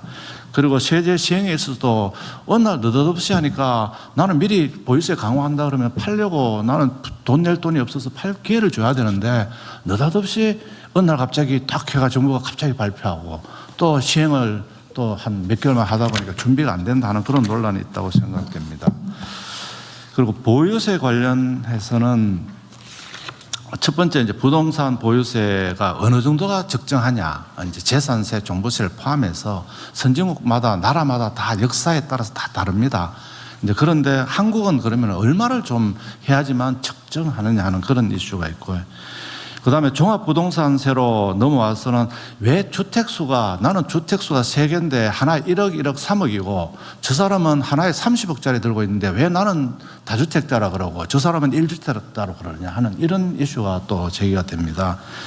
그리고 실거주, 비거주, 다주택자인데 나는 내 집 하나 사가지고 50년 살았는데 저 사람은 집도 살지도 않고 하는 거 왜 똑같이 차별하느냐. 또 옆 사람은 집도 3채, 4채 들고 있는데 왜 차별? 나는 진짜 실소유 목적이고 나는 집 하나 사가지고 30년도 살고 내가 뭐 이 사이에 돈을 뭐 무슨 더 벌기 위해서 내가 뭐 한 게 뭐가 있느냐 하는 이런 주택에 가액으로 할 것이냐, 주택수로 할 것이냐, 또 이런 문제. 그리고 좀 전에 말씀드린 실거주에 대해서 이렇게 좀 어떤 비거주, 다주택에 어떻게 이걸 좀 조화롭게 차등화할 것이냐. 그리고 또 이렇게 하다 보니까 한 주택자만 하다 보니까 또 주택 간에도 또 고가 주택은 왜 이래 또 세금이 또 낮느냐. 20억 뭐짜리, 200억짜리, 300억짜리 들고 있는 사람도 세금 낮게 받고 나는 그냥 한 10억짜리 들고 있는데 왜 이래 세금이 높다냐 하는 그런 이슈가 있습니다. 얼마를 초고가 주택으로 볼 것이냐는 이슈. 그 다음에 종합부동산세는 이 부동산에 대해서 세금을 거두는데 왜 엉뚱한 데 쓰느냐. 좀 주택을 늘린다든지 이 주택 임대차 시장을 어떤 뭐 개선한다든지 이런 데 좀 써야 되지 왜 다른 쪽에다 쓰느냐 하는 그런 이슈가 있다고 보여집니다. 다음 쪽입니다. 양도세입니다. 양도세 같은 경우도 장기 보유 특별 공제에 있어서 실거주한 사람은 내가 올해 실제 거주해서 장기로 이렇게 이제 혜택을 받아야 되는데 비거주하는 경우 어떻게 똑같을 수 있느냐 하는 그런 이슈가 있고요. 그다음에 또 초고가 주택은 장기 보유 특별 혜택을 80% 해주다 보니까 그 양도 차익에 대해서 너무 80%를 빼주고 나니까 세금을 좀 적게 낸다는 그런 또 얘기도 있습니다. 그리고 양도세 자주택자 중과 제도를 좀 너무 갑자기 이렇게 폐지하다 보니까 8개를 놓쳐가지고 또 한다는 그런 유지의 필요성도 제기가 있고요. 특히 고령자들 같은 경우는 나는 지금 들어오는 세금, 수입도 없고 지금 집 하나 들고 가지고 20년, 30년, 40년 살았는데 여기다가 양도세 다 하고 나서 다른 데 가려고 그러면 집 하나 양도세 나오고 나면은 집도 못 사고 전세 자금 구하는데도 그렇게 넉넉하지 않다 이런 주장. 그리고 장기 거주자, 아까 말씀드린 장기 거주자에 대한 혜택은 있어야 되는 거 아니냐. 그리고 지방 이전으로 내가 수도권을 좀 벗어나서 지방으로 가려고 하면은 좀 인센티브를 줘야지 내려가지. 그렇지 않고 뭐 인센티브 없으면은 수도권에 계속 살려고 하는 이제 그런 부분에 특례 필요성도 얘기가 되고 있습니다. 그리고 보유세 관련해서 양도세를 올리면은 보유세를 올리면은 좀 양도세는 깎아줘야지 되지. 보유세도 올리고 양도세도 올리고 하면 내보고 죽으란 말이냐. 나를 어떻게 하는 말이냐. 나는 모르겠다. 뭐 이런 식도 얘기도 나오고 있습니다. 그리고 취득세 관련해서도 좀 작은 주택, 서민 중산층 이런 쪽은 좀 대폭 인하해주고 또 자주택자라든지 또 고가주택 같은 경우는 조금 높여서 차등화해야 되지 않느냐 이런 쟁점이 있습니다. 그래서 저희들은 최대한 많이 이렇게 쟁점을 뽑았다고 생각합니다만 추가적으로 의견을 더 주시면은 더 넣어서 하도록 하겠습니다. 우리 부총리 말씀 들어보니까 네. 요 얘기하는 데서 약간의 그 한쪽 편중이 있는 느낌. 그렇습니까? 아닙니다. 저는 양쪽을 본인의 노후를 대비한 뭐 그런 감정이 약간 한쪽에 들어있는 느낌이 싹 들었어, 그죠? 좀 느껴집니다. 아닙니다. 저는 공정하게 사람이 그런 게 없을 수가 없죠. 아, 나도 집안에 있는데 나중에 어떡하지? 뭐 그런 게 살짝 느껴졌다고 말이에요. 아이고 죄송합니다. 어쨌든 이런 쟁점이 이렇다 그런 얘기죠. 주요 쟁점이니까. 근데 저기 나중에 우리가 한번 해볼 건데 내가 제일 궁금한 게 그런 거 하나 있어요. 우리 지금 실시간 저기 누가 체크하고 있죠? 열심히 모니터링하고 있습니다. 네. 그 우리가 뭘 하냐면은 이쪽에 동의하면 1번 눌러주세요. 저쪽에 동의하면 2번 눌러주세요. 이런 거 많이 하거든요. 내가 이 중에 딱 한 개만 해보고 싶은 게 하나 있는데 네. 그 우리가 대체적으로 이제 공감되는 게 있거든요. 아니 1주택에 실거주하는 내가 진짜 쓰는 또는 쓰려고 사놓은 잠깐 비워놓은 일시적으로 비거주하지만 내가 주거용으로 사놓은 내가 살려고 사놓은 집 한 채 이거에 때문에 내가 고통받으면 안 된다는 생각은 되게 공감하잖아요. 근데 그 중에 어떤 게 있냐면 소위 똘똘한 한 채 뭐 이래가지고 지금 아주 오랫동안 축적된 우리 사회 문제인데 여기는 통상적인 한 채는 모르겠는데 소위 초고가 막 100억 막 이래야 하는 집에 대해서 그 실거주 1주택이라고 거의 감면해주는 이거 똑같이 하는 게 맞냐 이런 논란이 있는데 그 제가 지금 혹시 방송 보시는 분 우리 국민 여러분 중에 제가 1번, 2번 누르기 한번 해보겠습니다. 네, 이 실거주 1주택인데 초고가 주택에 대해서는 통상적인 보호보다는 좀 추가된 보유 부담을 하는 게 좋겠다. 초고가에 대해서는 좀 차별적으로 부담시키는 게 좋겠다에 동의하시면 1번, 그거 아니다 2번 한번 눌러주시면 좋겠습니다. 우리 1번. 국무위원님들은 전화기 뺏겨가지고 못 누르죠? 못 누릅니다. 한 1분 정도 한번 보시면 한번 대충 1, 2번 비중을 한번 봐주시면 좋을 것 같고요. 하여튼 요 의견들의 추가될 쟁점들, 이 쟁점을 좀 더 쉽게 표현해 주면 좋을 것 같긴 한데, 그죠? 네. 너무 저기 학술적으로 표현해 놓은 것 같아. 그러니까 좀 알아듣기 쉽게. 그리고 쟁점의 중요성 순서로 좀 했으면 좋겠고요. 또 하나는 어쩔 수 없는 뭐 당연한 거 있잖아요. 예를 들면 아까 그 부동산 세제에 관한 얘기는 이게 집값 잡으려고 세금을 하는 거냐? 이거는 사실 아니죠. 이게 부수적 효과라고 할 수 있겠는데 이 대한민국의 부동산 세제는 사실은 이제 조세를 부과하기 위해서 형평성 있는 조세 이게 제일 중요한데 맞습니다. 이게 지금 주택 분야에 대해서는 이 조세 제도가 많이 왜곡돼 있단 말이에요. 변형돼 있죠. 변형 또는 왜곡돼 있죠. 뭐 이래 공제해주고 저렇게 빼주고 뭐 이렇게 하고 이렇게 너무 이렇게 많이 변형을 해가지고 조세의 기본적 기능을 못 하고 있는 게 문제인 거죠. 근데 이게 오히려 이제 조세가 기본적 기능을 못 하다 보니까 그게 부동산 투기 유발 요인이 돼버린 거예요. 네.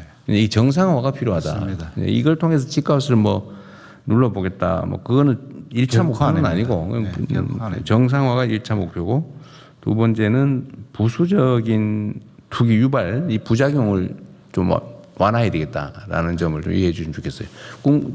어떻습니까? 공무실장 1번, 2번 중에. 예, 지금 1번, 2번 지금 쭉 이렇게 보니까요. 대충. 대부분의 댓글이 네. 1번입니다. 아니, 비중이 얼마나 돼? 일반 한 90%대 10%. 90% 지금 초고가 주택은 실거주 1주택이라도 좀 강화하자는 점에 대해서는 대체적으로 동감하는 것 같네요. 그렇습니다. 네, 그러면 그게 이제 나중에 이런 식으로 좀 진행을 할 거다 그 말을 미리 드려보려고 하는 거예요. 예. 그리고 그게 얼마 정도면 적정하냐. 예를 들면 20억, 30억, 40억, 50억, 60억, 70억, 80억, 90억 있는데 그냥 앞 글자 한번 눌러보시면 어떻겠나 싶습니다. 아니 1, 2, 3, 4, 5, 6, 7, 8, 9까지 선택은 100억 넘는 거는 뭐 90억까지 시가 기준으로 예, 10억, 20억, 30억. 이 안에는 하면 안 된다는 0번으로 그러니까 각자 한번 눌러보라. 이거 지금 언론 아니 뭐 어쨌든 토론에서 많이 실제로 하고 있는 거예요. 어느 정도가 적정하냐, 어디부터 하는 게 맞냐. 그러니까 100억 예를 들면 10억, 20억, 30, 40, 50, 60, 70, 80, 90 이게 시가 기준이고 이거는 아니다. 예를 들면 100억 이상이라 해야 된다. 하면 안 된다. 이거는 0번으로 하고. 네. 우리가 10번, 11번 이렇게 눌러도 되긴 한데 그것도 한번 해볼까? 근데 그 안에 있을 것 같아요. 대충. 우리 국무조정실장님 이거 처음 해보죠? 저는 수없이 많이 했습니다. 잠시만 기다려 주십시오. 예. 근데 지금 어때요 숫자는?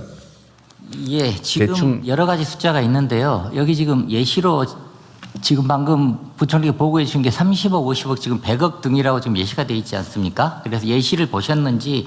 아니, 지금 내가 다시 하는 게 뭐냐면 예. 초고가 주택에 추가 부담을 해야 되는 건 대체적으로 의견이 예. 모아지는데 예. 이걸 얼마 이상을 초고가로 해서 추가 부담을 시킬 거냐. 10억 그렇습니다. 이상 시가 기준으로 20억 예, 이상, 예. 30억 이상, 한- 이거를 1, 2, 3, 4, 5, 6으로 하자 이 말이죠. 10억은 예. 1, 일반. 50억은 5, 70억은 7, 60억은 6 이렇게 하자 그 말이죠. 예, 그런데 지금 1, 2, 3, 4, 5, 6, 7 이런 정도까지는 안 되고 대부분이 숫자를 써주셨는데요. 30억 써주신 분들이 많아요. 아, 금액으로 썼어요. 예, 예. 제가 좀 30억 이렇게 시가 배신을 하다 보니까 예. 아, 이걸 보고 네, 그런 거. 대통령 말을 더 중시해야지. 확실히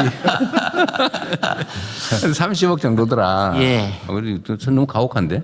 30억이면은 현재 공시 기준으로 하면 10매덕밖에 안 되는 거 아닌가요? 공시로 하면 20억이고 이제 과세 기준으로 하면 10매덕밖에 안 되는 거 아니에요?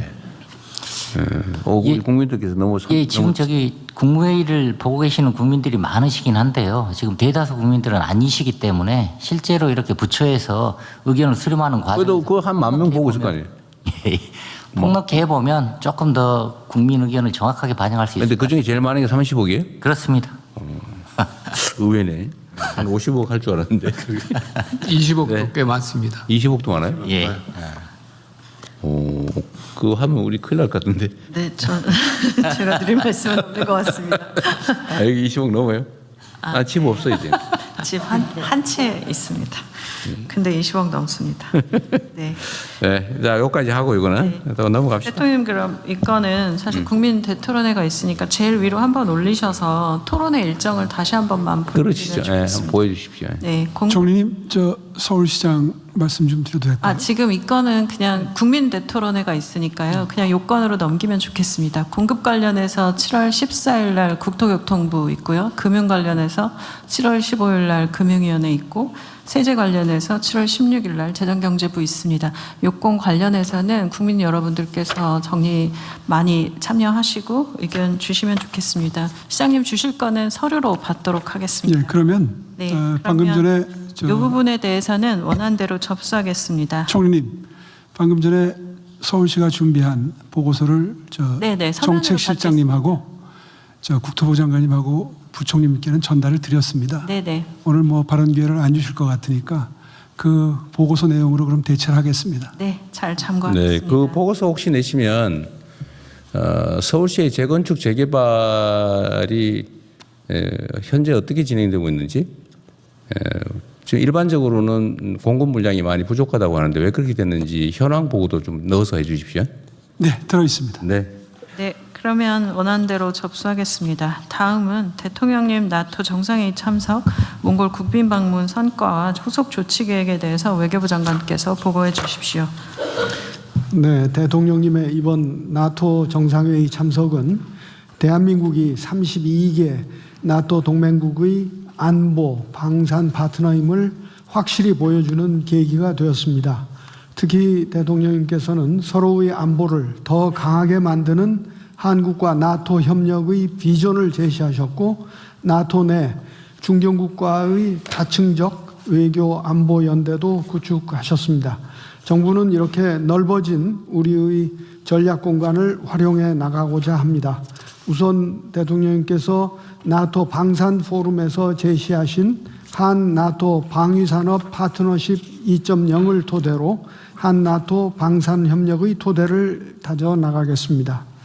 또한 한나토 조달 기본 협상을 개시하여 세계 최대 규모의 방산 시장인 나토와의 협력을 추진하겠습니다. 또한 우리가 함께 쓸 수 있는 군수 물자의 공급망도 구축해 나가겠습니다. 쭉 내려가서 다음으로 다음 페이지입니다. 몽골 방문은 15년 만에 우리 정상의 국빈 방문이었습니다. 대통령님께서는 양국 관계의 황금 시대를 선언하고 우리의 신북방 정책과 몽골의 제3의 이웃 정책을 서로 연계하여 양국 간 전략적 동반자 관계를 한층 공고히 하였습니다. 양국은 한몽 포괄적 경제 동반자 협정을 원칙적으로 타결하고 2030년 수교 40주년까지 교역 계획을 10억 달러 달성키로 하였습니다. 이를 위해 핵심 광물 공급망 구축 등 경제적 상호 보완성에 기반한 실질 협력을 확대해 나가기로 하였습니다. 인적 교류 분야에서도 성과가 있었습니다. 운전면허 상호 인정 협정을 체결했고 인적 교류 증진 로드맵을 추진키로 하는 등 양국 국민의 교류 편의를 높이고 2030년까지 인적 교류 50만 명 시대를 열어가기로 하였습니다. 아울러 양국 문화원 설립, 교육 협력, 그리고 역사, 고고학 협력을 통해 미래 세대 간의 교류 기반도 넓혀가기로 했습니다. 또한 한반도를 포함한 영내 평화와 안정이 양국 공동의 이익이라는 데 뜻을 같이 했고 몽골이 우리 정부의 한반도 평화 실현 노력을 지지하며 남북 대화 재개를 위한 여건 조성에도 협력해 나가기로 했습니다. 그래서 향후 계획으로는 이번에 방문 성과의 후속 조치를 모든 부처가 관계 부처가 긴밀히 협의해서 국민이 체감하는 성과를 이루어내겠습니다. 이상입니다. 네, 이 후속 조치 내용 중에 뭐 다른 건 통상적으로 하실 거 하는데 한국 나토 간 조달 기본 협정은 이제 협상을 개시하기로 했잖아요. 근데 요게 대체적으로 예상을 한다면 어느 정도 시간이 소요됩니까? 그렇게 오래 걸릴 것 같지는 않습니다. 기본적인 내용에 대해서 내가 이렇게 감이 전혀 없어가지고 열흘, 100일, 1000일 올해 안에는 끝내겠습니다. 올해 안에 알겠습니다. 아니 감이 전혀 없어서 알겠습니다. 네. 예, 지금 이제 대통령께서 해외 순방하시고 MOU를 많이 체결하시는데요. 제가 우리 경제 분야만 이렇게 뽑아보니까 한 100여 건이 됩니다. 지금까지. 그래서 앞으로 경제 분야는 적어도 저희들이 이제 그 유형별로 좀 MOU를 구분하려고 합니다. 단순한 형태의 MOU인지, 요거는 조금 더 진전시켜야 되는 건지, 요거는 성과를 내야 되는 건지, 이런 식으로 해서 유형별로 해서 성과가 날 수 있도록 하겠다는 말씀을 드리고요. 그다음에 두 번째로는 그 총리실에서 이 정부 업무 평가에 좀 반영하는 건 어떤가 싶습니다. 그래야지만 이게 그냥 MOU는 MOU다. 이게 이제 그동안에 뭐 묵시적인 어떤 또 그런 식으로 했거든요. 이번에는 좀 다르게 MOU에 대한 그 이걸 이행 진척도를 좀 평가에 좀 반영해 주시면 어떨까 하고요. 그다음에 세 번째 코트라든 경제 외교 포털에서 우리의 성과를 좀 이렇게 상시적으로 이렇게 하고 진행 사항도 좀 해가지고 기업들이 또 알고 저런 걸 정부가 했으니까 우리도 이런 쪽을 좀 해야 되겠다 하는 이런 식의 성과를 어떻게 날 수 있는 부분은 재경부가 관련 경제 분야는 관련 부처들하고 이렇게 챙겨 나가도록 하겠습니다. 많은 협조를 해주시면 성과를 내도록 하겠습니다. 네, 부총리께서 그 말씀하셔서 저도 좀 약간 부과를 해야 되겠는데 어쨌든 순방을 다녀보면 다른 나라의 대한민국에 대한 관심도가 작년하고 올해가 또 다릅니다. 관심도도 매우 높고 기대도 높아요. 예를 든다면 우리의 첨단 산업의 이제 현지 뭐 공장 설립이나 이런 요구도 아주 많고, 특히 방위 산업에 대한 자기 스신들에 대한 우선권 부여 이런 요구도 많습니다. 요새 하도 국제 상황이 아주 복합적이고 불안정해서 그러겠죠. 그리고 문화 분야에 대한 관심도가 매우 높습니다. 이 호감도가 엄청 올라갔어요. 이제 그것 때문에 지금 예를 들면 관련 상품 수출이 매우 좋아지고 있죠. 예를 들면 K-뷰티는 얼마 안 있으면 세계 1위 할 것 같다고 그러던데 한 10년 안에 그래 될 거라고 그러죠. 네. 예측치가. K-뷰티, K-푸드도 마찬가지고 뭐 K-드라마 하여튼 이 K자가 붙으면 뭐든지 잘 팔리는 시대가 지금 오고 있어요. 그래서 제가 각국 정상들하고 또는 뭐 외교부도 마찬가지인데 협의를 해보면 이런저런 기대가 많은데 이게 사실 우리한테 엄청난 기회입니다. 그러니까 아까 말씀하신 대로 그냥 MOU 체결해서 옛날처럼 그냥 뭐 보기 좋게 성과 포장하려고 했다 이렇게 생각하면 안 되고 실제로 그 안에 기회가 들어있다는 거예요.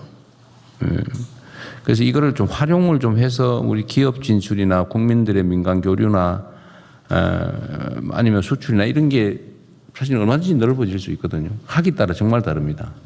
지금 시장 다변화도 해야 되고 지금 우리 수출이 너무 특정 국가에 편중돼 있어서 그게 사실은 국가 경제 안보에 위협이 될 정도인데 수출 다변화도 해야 되고 품목 다변화도 해야 되고요.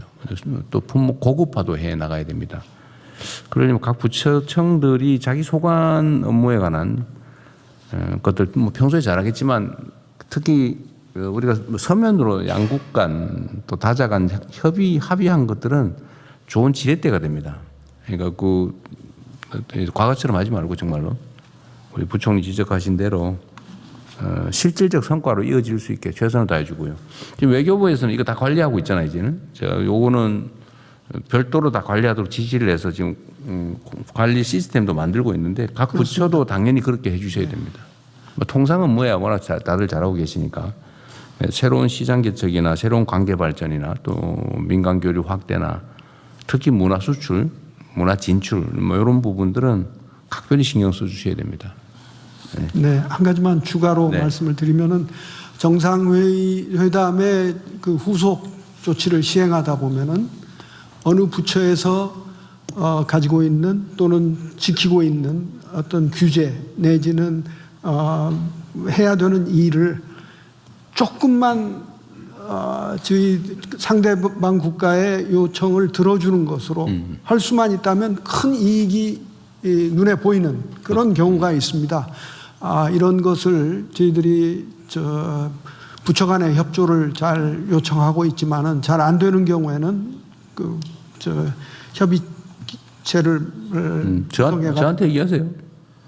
총리님한테 얘기하고 안 되면 저한테 얘기하세요. 네, 그렇게 하겠습니다. 아니 근데 이게 그 외교부 장관 말씀이 정말 중요한 게 제가 이제 취임 초기에도 그런 말씀을 한번 드렸거든요. 각 부처가 자기 업무에 충실한 게 기본이죠. 네, 그러다 보니까 이게 이제 본의 아니게 부처 간 장벽으로 작용해요. 칸막이로. 자신의 업무에 충실하다 보니까 다른 쪽의 중요성이나 이런 건 좀 다를 수 있죠, 평가가. 근데 다른 부처에서 보면은 이게 이렇게 중요하고 저것을 약간만 양보하면 엄청난 더 큰 시너지가 있는데 또는 효과가 있는데 왜 안 할까 이런 게 있죠. 그래서 사실 제가 이게 좀 시간 많이 걸려도 국무회의를 이렇게 뭐 약간 농담 장난삼아 섞어서 이렇게 하는 이유는 좀 그 벽을 허물자는 거예요. 좀 자유롭게 토론하고 다른 부처에 대해서도 좀 편하게 얘기하고 또 그래서 총리님 역할이 중요해요. 또 네. 의견 조정하고 사실 각 부처는 자율적으로 잘 안 돼요. 잘 안 돼야 정상이에요. 저 자기 일에 일단 자기 일 집중하셔야 충실해야 되니까. 근데 그걸 또 조정하는 건 총리님 역할이고 뭐 잘 안 되는 좀 어려운 일이면 저한테 얘기하시고 그래서 뭐 텔레방이나 개인 메시지는 잘 이용하도록 하십시오. 그리고 과감하게 얘기해요. 서로 좋은 의도를 가지고 하는 일인데 섭섭하게 생각하지 말고 또 얘기 안 하면 안 되거든요. 얘기해서 성과를 내야죠. 네, 그 부총리 말씀 주신 것처럼 지금 이제 새롭게 정부 평가 관련된 부분들을 좀 정리하고 있는데요.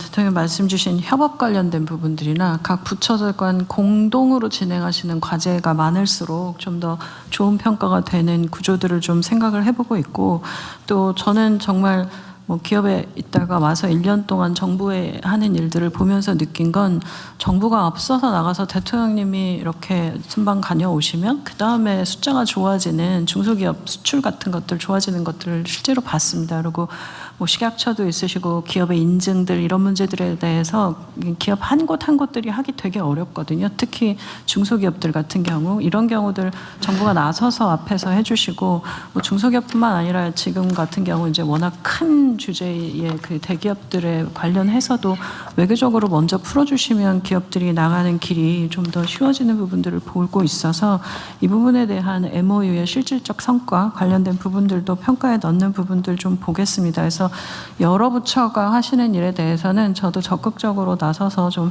조정해보고 안 되는 부분들은 대통령님께 말씀드리겠습니다.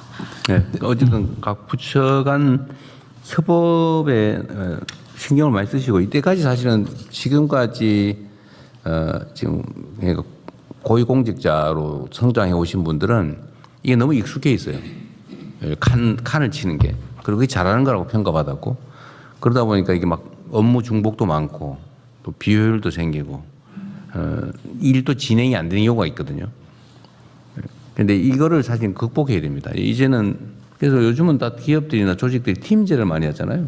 수시로 칸을 없애고 그냥 팀 네. 업무 중심의 팀으로 만들거든요. 우리 그렇게 할 수는 없고 워낙 규모가 크니까. 그러나 어쨌든 다른 부처와의 협업을 좀 최대한 좀 강화하는 게 좋을 것 같습니다. 그래야 시너지가 나요. 효과가 나요. 네, 대통령님 이번 네. 그 이번에 그 세파 협정이 굉장히 치열했었습니다. 그 저희들이 마지막 네, 협정하면서 마지막 순방 날까지 저희들이 새벽까지 협상을 해서 타결을 했는데요. 그 과정에서 협업 말씀을 하시니까 우리 농림부하고 아주 굉장히 긴밀하게 협업을 하면서 줄 건 주고 받을 걸 받는 과정에서 굉장히 농림부 장관님께 감사드립니다는 말씀을 드리고 싶습니다. 그 의외로 농림부의 존재감이 많아요 보면. 네. 네, 저희는 생산자가 있고 또 식품 업체도 있기 때문에 이게 민감한 게 있고요. 그 생산자들 같은 경우에는 항시 개방 이슈에 대해서는 굉장히 민감할 수밖에 없습니다. 그간의 경험적으로 우리 생산 기반이 이게 좀 와일 정도까지 되면 그렇죠. 곤란하니까요. 그러니까 그 부분에 대해서는 그 모든 부처가 좀 그 우리 농업의 민감성 그리고 우리 농업의 현실 뭐 이런 것들을 좀 감안해 주셨으면 좋겠다라는 생각을 가지고 있습니다. 이게 이제 그 자유무역의 피해 영역을 맡고 계셔서 어쨌든 국가적으로는 큰 이익이 있는 사안인데 이제 구체적 현실적 피해는 이제 농업 영역이 보니까 그거 잘 지키시고 계십니다. 네. 근데 어려운 일이긴 한데 잘 수행하고 계세요. 그래. 나중에 저기 또 총리님 보셔가지고 그 표창을 하든지 포상을 하든지 한번 해보시죠. 좋은 평가를 드리면 될 것 같아요. 그래. 네. 그 뭐 한 가지 더 사실 두 분 부총리 계시는데 그 문화부도 경제부처가 되고 행안부도 경제부처가 될 정도로 모든 분야가 다 경제가 되고 있고 또 AI 기술, 과학기술 안 들어가는 분야가 없고 이런 상황이기 때문에 정말 말씀하신 협업 그리고 부처 간의 역할의 이 공동작업 이런 것들은 너무 중요해지는 시대가 되고 있는 것 같습니다. 그 부분 다시 한번 말씀드리고요. 네, 다음은 중동전쟁 관련해서 지금 다시 한번 비상의 시국으로 가고 있는데 비상 국정 운영 및 대응 현황에 대해서 재정경제부 장관께서 보고해 주시겠습니다. 예, 지금 장관입니다. 최근 또 미국 이란 간의 관계가 개선되는 조짐을 보이다가 무력 충돌이 재개되고 있고 미국 트럼프 대통령이 호르무즈 봉쇄하고 20% 또 통행료를 부과하겠다고 할 정도로 또 악화되고 있는 그런 상황입니다. 그리고 공동해사정보센터가 호르무즈 통과 선박의 위험도를 7월 7일자로 심각으로 이렇게 상향한 그런 상황입니다. 이에 따라서 유가는 브렌트유가 70불대 후반까지 갔다가 오늘 아침에는 80불대로 또 다시 올라갔습니다. 그리고 WTI 유가도 60불대 갔다가 또 다시 78 8불대까지 올라가는 이런 상황까지 또 유가가 또 반등하는 그런 모습을 보이고 있습니다. 환율은 SK 하이닉스의 그 미국 주식 예탁 정서 발행 등 여러 가지 상황에 따라서 1,490원 후반대로 이렇게 좀 보이고 있습니다. 이란 중동 전쟁에도 불구하고 좀 전에 대통령께서 말씀해 주신 바와 같이 이제 수출은 아주 호조세를 보이고 있습니다. 1월에서 5월 달까지 금년도 경상수지가 1,400억 불 정도가 되는데요. 작년에 연간 1,230억 불이었습니다. 그 1,230억 불도 역대 최대라고 했는데 그 역대 최대를 5개월 만인 5월 달까지 그것도 한 200억 불 가까이 초과해서 달성하는 이런 또 호조세를 보여서 감사를 드리고 있습니다. 원유는 7, 8월 달 전년 평균 대비 100%를 해서 7, 8월까지는 좀 괜찮습니다만 A주시에서 더 확보하도록 하겠습니다. 나프타는 7월 기준으로 100% 수준을 확보한 상황입니다. 그리고 휘발유나 경유 가격은 최고 가격제 인하 조치에 따라서 1,800원대로 하락한 그런 상황입니다. 그러나 이러한 측면에도 불구하고 여전히 그 물가 상승이 높은 수준이고 또 청년층을 중심으로 하는 고용이 어렵고 또 환율이 최근에 좀 낮아지고 있습니다만 높은 수준이고 금리도 또 올라갈 그런 가능성이 높은 상황이기 때문에 민생 경제의 최우선의 어떤 정책 우선순위를 두고 정책을 추진하도록 하겠습니다. 물가입니다. 물가는 지난번에 저희들이 민생 물가 대책으로 1조 원 이상을 투입하는 대책을 마련했는데 1차적으로는 신속 집행에 최선을 다하겠습니다. 그리고 9월 되면은 이제 추석이 다가옵니다. 추석 민생 안정 대책도 지금부터 추가적으로 좀 방안을 마련해서 적어도 하반기에는 평균적으로 물가가 3%보다는 떨어지도록 그런 범위 내에서 관리하도록 최선을 다하겠습니다. 공급망 같은 경우는 좀 전에 보고 드린 바와 같이 원유나 나프타는 좀 상황이지만 여전히 좀 불확실성이 있기 때문에 긴급 수급 조정 조치를 연장하고 또 매점 매석 금지 조치도 연장하는 등 최대한 안정화되도록 하겠습니다. 그리고 품목별로 국내 생산 촉진이라든지 비축 확대라든지 해외 생산 기반 마련이라든지 수입 다변화 등을 통해서 이번 기회에 K 공급망을 근원적으로 좀 안정화시키는 노력을 하도록 하겠습니다. 고용은 어제 대통령 모시고 제가 청년 대책을 발표하면서 청년 전문 인력을 20만 명 이상 양성하고 또 민간 공공의 20만 개 일자리 그리고 또 창업 10만 개에서 30만 개 이상의 일자리 창출을 했습니다만 이에 더해서 또 더할 것이 없는지 찾아서 청년 일자리 회복 방안을 또 마련토록 하겠습니다. 이쪽 부분은 아무리 해도 부족하다고 저희들 생각하고 있습니다. 환율 금리 관련해서는 원화 국제화 로드맵을 지속적으로 추진하도록 하겠습니다. 7월 달에 발표하고 그러면서도 리스크 관리에도 최선을 다하겠습니다. 금리 상승 기대감에 따라서 중소기업이나 소상공인들의 어려움을 감안해서 취약차주 금융부담 완화 방안도 현재 마련 중에 있다는 보고를 드리겠습니다. 정부는 민생이 제1번 중에 1번이라는 그런 경각심을 가지고 최선의 노력을 다해서 정책을 마련하고 또 밤을 새워서라도 또 실행을 하도록 하겠습니다. 이상 보고를 마치겠습니다. 지금 석유 가격 최고 가격제를 계속 유지하고 있는데, 지금 현재는 휘발유가 평균이 1,879원, 경유가 1,864원이라는 거잖아요. 이게 지금 전쟁 전에는 1,600원대. 네, 1,600원대 후반 또 서울 같은 1,700원 정도였어요. 후반 정도였었습니다. 그럼 아직도 한 150원, 200원 가까이 비싼, 한 50원 비싸네. 호르무즈가 조금 안정화되면은 저희들이 조금 더 이제 낮출까 했었는데. 근데 지금 국제 원유 가격 다시 올라간 원유 가격 때문에 정부 부담이 생기는 상황 정도 되나요? 네, 그렇게 됩니다. 가격하고. 어쨌든 지금 전 국제적인 평가로는 어쨌든 석유 제품 가격 관리가 우리 물가 안정에 크게 도움이 됐다고. 크게 도움이 되고 한국을 어떻게 그렇게 석유도 안 나는 나라가 잘 관리하고 있느냐는 이런 데 대해서 관심은 굉장히 많이 가지고 있습니다. 근데 기재부 장관이 잘했어, 그죠? 아니, 대통령이 재경부 잘해서 장관. 그렇습니다. 총리님이 잘했어. 저는 아직 얼마 안 됐습니다. 어쨌든 석유 가격, 이 제품 가격 관리는 잘 해야 될 것 같고요. 네. 어쨌든 물가 관리에 관련해서 우리나라의 이제 유통 구조에 좀 구조적 문제가 꽤 있는 것 같아요. 예, 예를 들면 대통령께서 뭐 계속 말씀하시고 농림부 장관님이나 또 해수부 장관께서 계속 신경을 쓰고 있는데도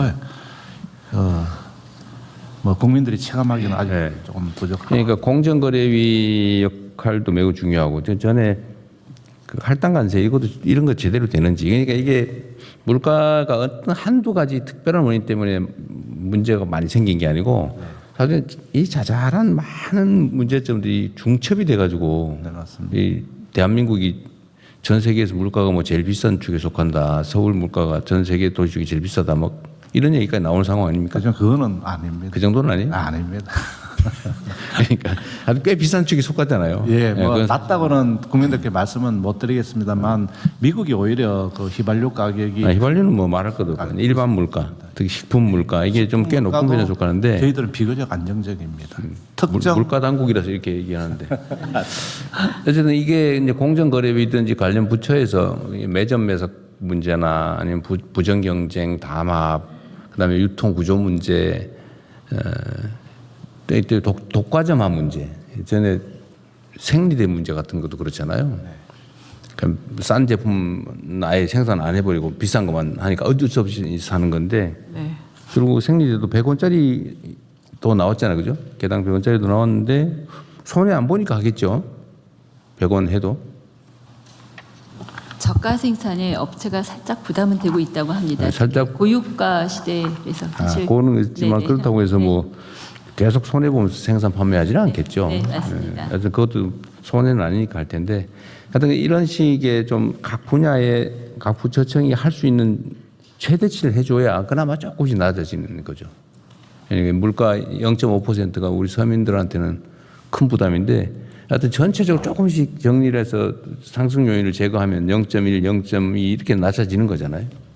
사실 우리가 이렇게 악착같이 공정거래위에 뭐 담합이나 독과점에 의한 폐해를 막 엄청나게 압박하고 하니까 이 정도 유지하는 거지. 아니었으면 사실 물가 상승률은 엄청 높아졌을 거예요. 그러니까 앞으로 조금 더 각 부처청들이 신경 써주면 좋겠습니다.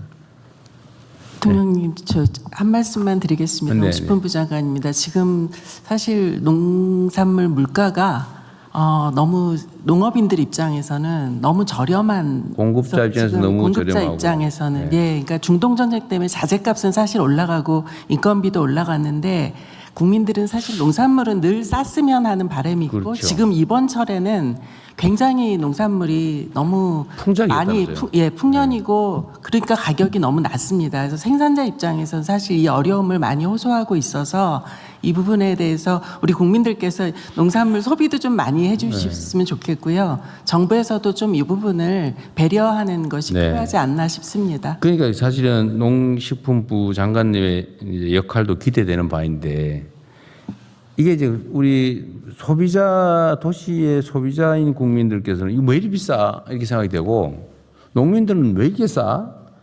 근데 농산물 생산 현지 가격이 떨어져도 이 소비 가격은 안 떨어진단 말이에요. 맞습니다. 그러니까 이게 괴리가 되는데, 어쨌든 이거를 이 유통 구조를 뭐 지금 최선을 다하고 있는 건 그 작업도 알지만 하고 있습니다. 유통 구조를 근본적인 계획을 좀 해야 된다니까요.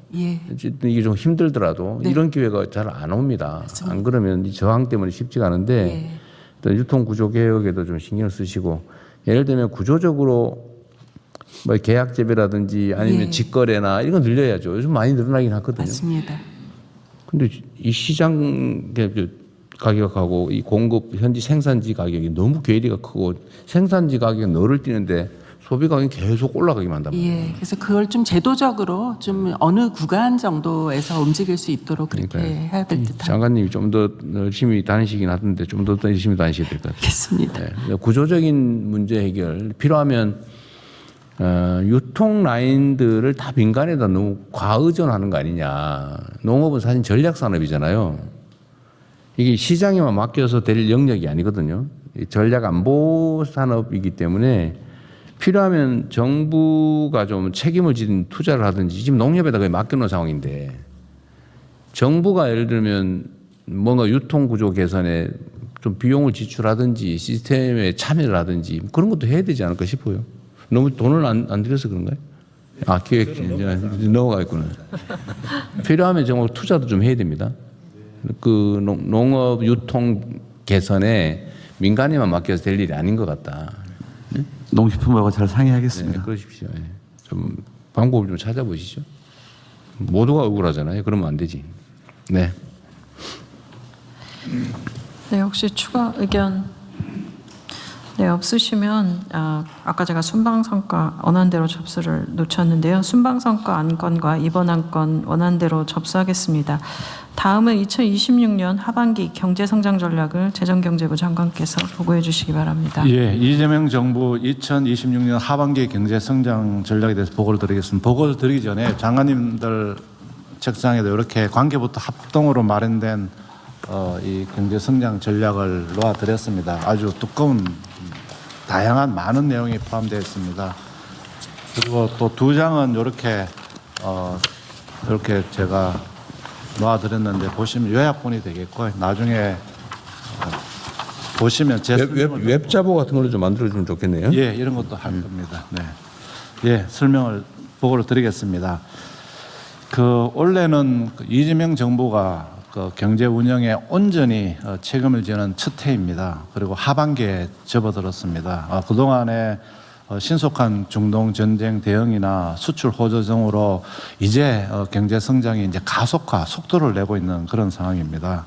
그래서 당초에는 금년도 실질 경제 성장률을 2%로 저희들이 봤습니다만 이번에는 수정 전망을 합니다. 3%로 3자 숫자를 달게 되는 그런 상황입니다. 그리고 경상 성장률은 30년 만에 12.3%로 최고치를 이룰 것으로 전망이 되고 있습니다. 이에 따라서 환율에 따라서 조금 이렇게 가변성이 있습니다만 1인당 국민소득은 4만 불에 적어도 근접할 거다 하는 그런 예측이고 또는 경상 성장률에 따른 GDP가 즉 분모가 커져가지고 국가 채무 비율은 50%로 갔다가 다시 원래 모든 게 빠꾸덕하면은 이게 안 좋은데요. 40%로 다시 이렇게 떨어지는 좋은 것도 예상이 되고 있습니다.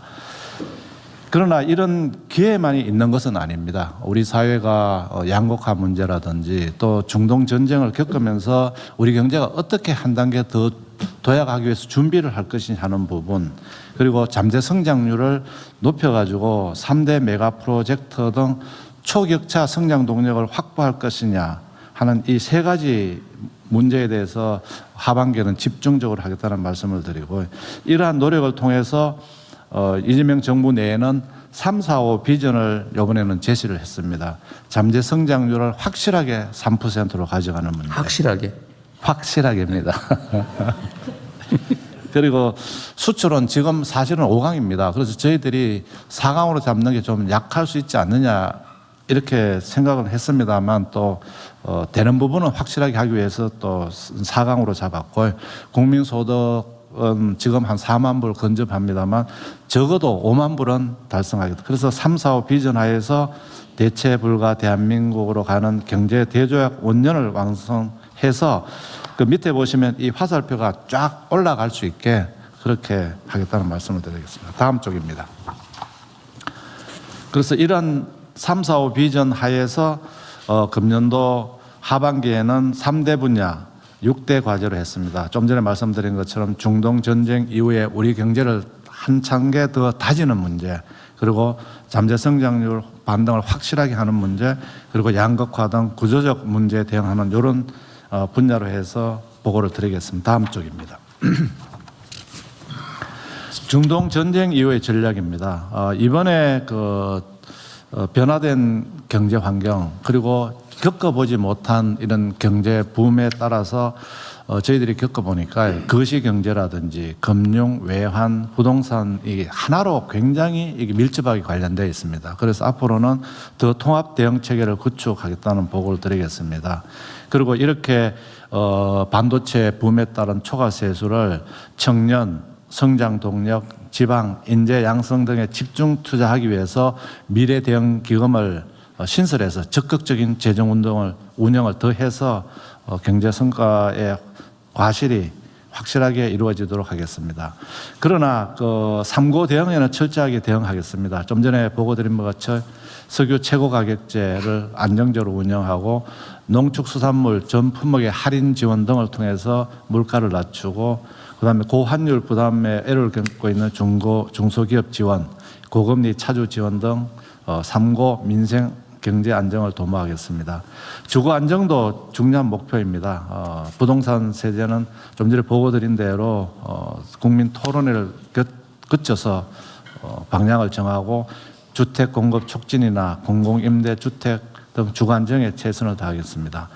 공급망에 있어서는 이번에 그 중동 전쟁을 겪으면서 그 공급망의 중요성이 부각되었습니다. 그래서 국내 생산 세액 공제제를 신규로 도입해서 국내 생산을 최대한 촉진하고 비축 확대, 해외 생산, 수입 다변화도 추진하도록 하겠습니다. 에너지 분야도 이번에 많은 교훈을 주었습니다. 3대 메가 프로젝트 이행을 위해서 신재생 에너지 등 확보에 최대한 노력을 하도록 하겠습니다. 화석 연료를 대체하기 위한 한국형 녹색 대전환도 전략을 마련 중에 있습니다. 조만간 발표하도록 하겠습니다. 국가전략기술에 SMR을 넣어서 에너지 대전환에 또 초석이 되도록 하겠습니다. 잠재 성장률 반등입니다. 첫 번째로는 메가 프로젝트의 이행에 총력 지원을 하도록 하겠습니다. 이와 함께 차세대 전력 반도체, 데이터 경제 활성화도 뒷받침하도록 하겠습니다. 그리고 AI 시대 휴머노이드 로봇의 핵심이 되는 센서, 액추에이터, 2차 던지 등 미래 산업 핵심 부품 기술 개발을 지원하고 제약, 바이오, 방산, 블록체인 등 신산업 성장 동력도 육성하도록 하겠습니다. 이렇게 하려면은 금융이나 재정 지원도 필요합니다. 그래서 종합형 국부펀드, 국민 미래성장기금, 국민성장펀드 내 초핵심 경제펀드 등을 통해서 재정 금융을 지원하도록 하겠습니다. 다음 쪽입니다. 지방이 확실한 우리 경제 발전에 어떤 주도를 하는 분야가 되겠습니다. 그래서 지방의 5억 3특 성장 엔진을 3분기에는 선정하고 특별 보조금 등 패키지 지원하도록 하겠습니다. 그리고 2차 공공기관 이전 계획도 발표하도록 하겠습니다. 지방 소비 촉진을 위해서 개인 포인트 잔액을 지역 화폐로 전환하고 법인의 기부금을 우선 해서 고향사랑 기부금으로 쓸 수 있는 개선 방안을 마련하도록 하겠습니다. 지방이 성장 거점이 되도록 지방 우대 재정 사업은 물론 지방 우대 세제 3종 세트도 지원해서 재정 세제가 동시에 지원해서 지방이 성장 기반이 되도록 하겠습니다. 양극화 등 구조적 문제 대응입니다. K자 양극화 극복을 위해서 청년들에 대해서 정책 우선순위를 두고 대책을 마련하도록 하겠습니다. 중소기업에서 중견기업으로 성장 시 피터팬 증후군 얘기가 되기 때문에 특별세액 감면 등 정감 구간을 신설해서 성장하는 중소기업이 손해를 보지 않는 그런 대책을 마련하도록 하겠습니다. 그리고 성장 유형별로 중소기업의 지원 방안도 마련하도록 하겠습니다. 취약계층에 대해서는 근로의욕 제고를 위한 소득요건 완화 등 EITC도 합리화하도록 하겠습니다. 구조개혁도 본격 추진하겠습니다. 주가 누르기 방지를 위한 상장주식 평가 방법 개편을 지금 검토 중에 있습니다. 그리고 여기에 원화 결제 시스템 등 원화의 국제화 로드맵도 차질 없이 추진하도록 하겠습니다. 국유재산은 이제 더 이상 보존이나 관리 대상이 아닙니다. 운영 가치 창출을 하도록 하기 위해서 국가자산기본법을 제정해서 국부관리 체계를 전환하도록 하겠습니다. 조세지출 전면 재검토하고 교육재정 교부금을 합리화하고 목적세 재원 배분 개선 방안 마련 등을 하도록 하겠습니다. 공공기관의 기능 계획도 추진하겠습니다. 연금도 소득 수준별 기준 연금액 추가 지원을 통해서 기초연금을 하우 상박형 구조로 개선하고 퇴직연금 제도도 개편하도록 하겠습니다. 규제나 안전에 있어서 경제 형벌 합리화 또는 규제 혁신 등을 추진하고 특히 공장 창고의 화재 안전 강화 방안을 마련하도록 하겠습니다. 이러한 하반기 경제 성장 정책을 통해서 3, 4, 5 비전을 하고 대체 불가능한 대한민국 경제 대도약 원년을 완성토록 하겠습니다. 이상 보고를 마치겠습니다. 네, 이게 어제 했던가? 재정 투자 계획 거기 내용하고 좀 많이 겹치긴 한 것 같은데요. 네. 각 부처청에서 어쨌든 이걸 참고를 하도록 하시고 우리가 이제 성장 전략 얘기를 좀 많이 하는 편이잖아요. 그러니까 정부 정책의 이제 주요 목표가 이제 예를 들면 경제적 볼륨을 키우기 위한 노력도 있지만 또 한편으로는 사회개혁이라고 하는 또 다른 목표도 있죠. 근데 이 대부분의 경우는 개혁과 성장을 마치 이게 대립되는 개념으로 생각하는 경향이 있어요. 그런데 성장을 하지 않으면 개혁이 좀 더 뭐 구체적으로 말하면 민생개혁, 민생개선이 불가능하죠. 가난을 나누어 가질 것이냐. 그렇게 갈 수는 없죠. 일단 파이를 키워야 됩니다. 파이를 키우고 그걸 또 좀 더 공정하게 배분될 수 있게 하는 거. 이게 동시에 중요하죠. 또 하나는 우리가 성장에 주력하는 것은 국제 경쟁이 발생하기 때문에 이 경쟁 속에서 우리가 살아남고 오히려 거기서 기회를 만들어서 우리가 앞서 나가려면 정말로 정말 초인적 노력이 필요합니다. 그리고 좀 노력한 만큼 또 성과도 있어요. 근데 개혁과 관련해서 최근에 이런 오해들이 있는 것 같더라고요. 근데 이재명 정부가 너무 성장과 경제 얘기만 하는 거 아니냐, 개혁을 소홀히 하는 거 아니냐, 복지를 외면하는 거 아니냐 이런 얘기를 하는데 개혁과 복지는 하면 됩니다. 그건 정부의 결단의 영역이죠. 그리고 복지 정책은 필요한 만큼을 계속 확장해 나가고 있죠. 필요하면 복지 관련 부서들은 우리가 원래 기획한 대로 그냥 뚜벅뚜벅 가면 됩니다. 개혁이라고 하는 것도 그렇죠. 개혁이라고 하는 게 막 요란하게 사태질에서 기득권 소위 이제 우리가 아주 나쁘게 표현하면 타파할 기득권, 그러니까 기득권을 깨고 또 새로운 질서를 만들어가는 걸 우리가 보통 개혁이라고 하는데 여기는 필연적으로 저항이 있게 마련입니다. 그리고 어쨌든 질서가 바뀌면서 기존에 가진 것을 내놔야 되는 조금 저항하지 않을 수가 없거든요. 또 그렇다고 해서 새로운 질서에 따라 혜택 보는 사람들이 그러면 상응하는 만큼 환호하느냐? 또 그렇지도 않아요, 사실은. 이 개혁이라고 하는 거는 그래서 어렵죠. 저항의 강도는 크고 개혁의 성과에 따라서 생기는 환호의 양은 적고 그럴 수밖에 없거든요. 그래서 사회개혁은 그래서 어렵습니다. 그래서 개혁은 매우 절차도 잘 지키고 또 실용성에 대한 설득도 필요하고 그래서 구체적 성과가 중요하죠. 소리 많이 지르고 요란하게 해서 멋있을지는 몰라도 그렇게 하면 저항 강도가 세지고 성과를 내기가 어렵죠. 그래서 개혁을 할 때는 우리가 주사 놓는 게 비슷한데 제가 과거에 그런 경험이 하나 있어요. 약간 이제 공소시효가 지나서 하는 얘기인데 제가 밤늦은 시간에 갑자기 이렇게 피부에 뭐가 막 올라와가지고 왔는데 두드러기죠. 병원은 다 문을 닫았고 그래서 약국에 우리 아는 선배가 있어가지고 약국에 갔어요. 약국에 갔더니 야 이거는 약을 먹으면 오래 가고 주사를 맞으면 금방 좋아진다. 그런데 자기가 주사를 놔주겠다고 하더라고요. 약사인데 우리 선배 장난도 많이 치고 하시는 분인데 근데 주사약을 넣어가지고 딱 주사기를 잡는 폼이 이렇게 잡는 거예요. 이렇게. 그래서 엉덩이를 내리라. 그리고 이렇게 하는데 무섭잖아요. 이렇게. 그래서 제가 탁 찌는 순간에 겁이 나가지고 이렇게 힘을 줬다가 주사기가 부러지더라고, 그게. 막. 그리고 주사기 그래 하면 안 돼요. 살살 이렇게 해가지고. 따끔합니다. 이러면서 이렇게 해야 되잖아요. 근데 이렇게 해가지고 하니까 주사기가 부러져가지고 내가 그때 엄청나게 놀란 일이 있는데 저는 개혁도 이런 거 비슷하다고 생각해요.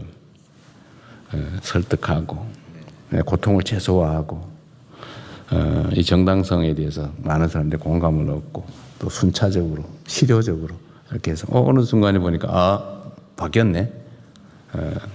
뺏기긴 했지만 그래도 이게 뭐 어쩔 수 없다. 이게 또 공정하고 정의롭다. 이렇게 공감하게 하는 과정이 되게 어렵고 시간이 걸리기도 합니다. 그래서 성과를 내야 되는 거죠.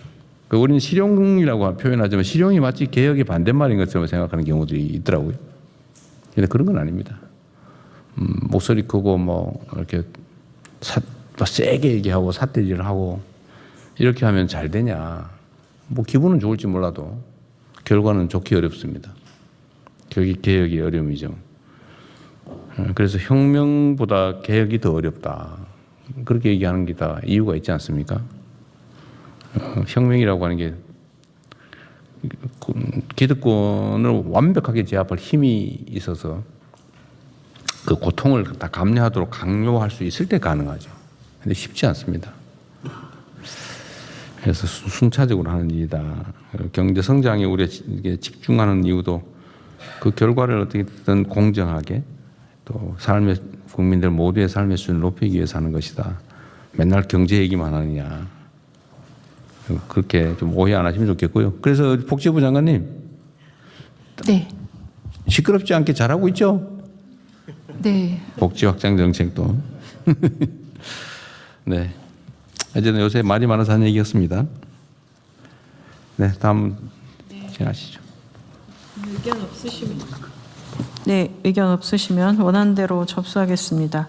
그럼 다음은 경제적 위기자 자살 예방 대책에 대해서 금융위원장께서 보고하시겠습니다. 네, 금융위원장입니다. 관계부처 합동으로 마련한 경제적 위기자 자살 예방 대책을 보고드리겠습니다. 경제적 문제가 원인인 자살자 수와 비중이 지난 10년간 계속 증가 추세입니다. 그 경로를 밑에 그림으로 보시면 실직 폐업 등으로 소득 충격이 발생할 때 이를 완충할 사회 안전망이 작동하지 않거나 재기의 기회가 부족한 경우 생활고가 채무 부담 문제로 전이되고 결국 혼자 감당하기 어렵다고 느낄 때 위험이 크게 증가됩니다. 국민주권정부는 출범 이후 범부처 자살 예방 전략 마련, 장기 채무 탕감 등 토용금융을 적극 추진하면서 최근 자살률이 감소 추세이긴 하지만 아직도 우리 주변에서 지원 제도를 알지 못하거나 사각지대의 발생으로 안타까운 사례들이 계속 나타나고 있습니다. 아울러 경제적 위기는 복합적인 요인에 기인하기 때문에 부처 간 유기적인 대응과 연계가 무엇보다 중요합니다. 이에 경제적 위기로 인한 자살은 우리 사회 구성원이 함께 막아야 할 사회적 타살이라는 인식하에 관계부처, 민간과 함께 종합대책을 마련했습니다. 1단계 위기 신호의 조기 포착, 2단계 채무와 생계 부담을 더는 긴급 대응, 3단계 다시 일어설 수 있도록 하는 재기 지원이 대책의 주요 내용이 되겠습니다. 다음 페이지 주요 추진 과제별 세부 내용 설명드리겠습니다. 먼저 국민의 눈높이에서 더 빨리, 더 촘촘히 살펴 위기 포착의 사각지대를 해소하겠습니다. 대통령님께서 지난 6월 국무회의에서 개인 부채에 대한 체계적인 조사와 관리, 지원 제도에 대한 홍보 강화 방안을 강구해달라고 말씀하셨습니다. 이에 무엇보다도 있는 지원 제도를 몰라 안타까운 사례가 발생하지 않도록 채무자 지원, 전담 체계를 구축하겠습니다. 박스에서 보시는 바와 같이 지금도 다양한 채무자 구제 지원 제도들이 있습니다. 신용회복위원회에서는 금융채무 조정 업무를, 대한법률구조공단에서는 개인회생 파산 소송 대리 업무를, 금감원에서는 불법사금융, 피해구제 등 여러 기관에서 다양한 지원 제도를 제공하고 있습니다. 그렇지만 빚에 시달리고 계신 분들 입장에서는 여전히 멀고 불편합니다.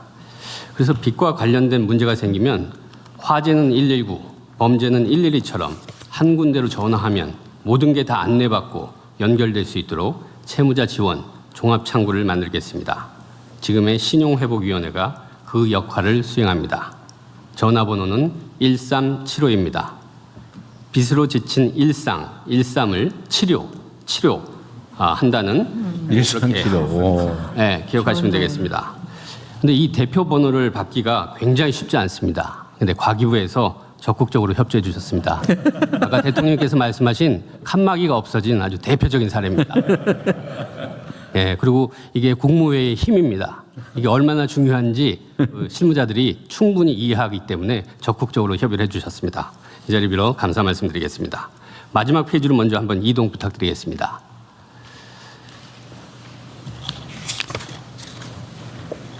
예, 더 뒤로 맨 마지막 페이지. 네.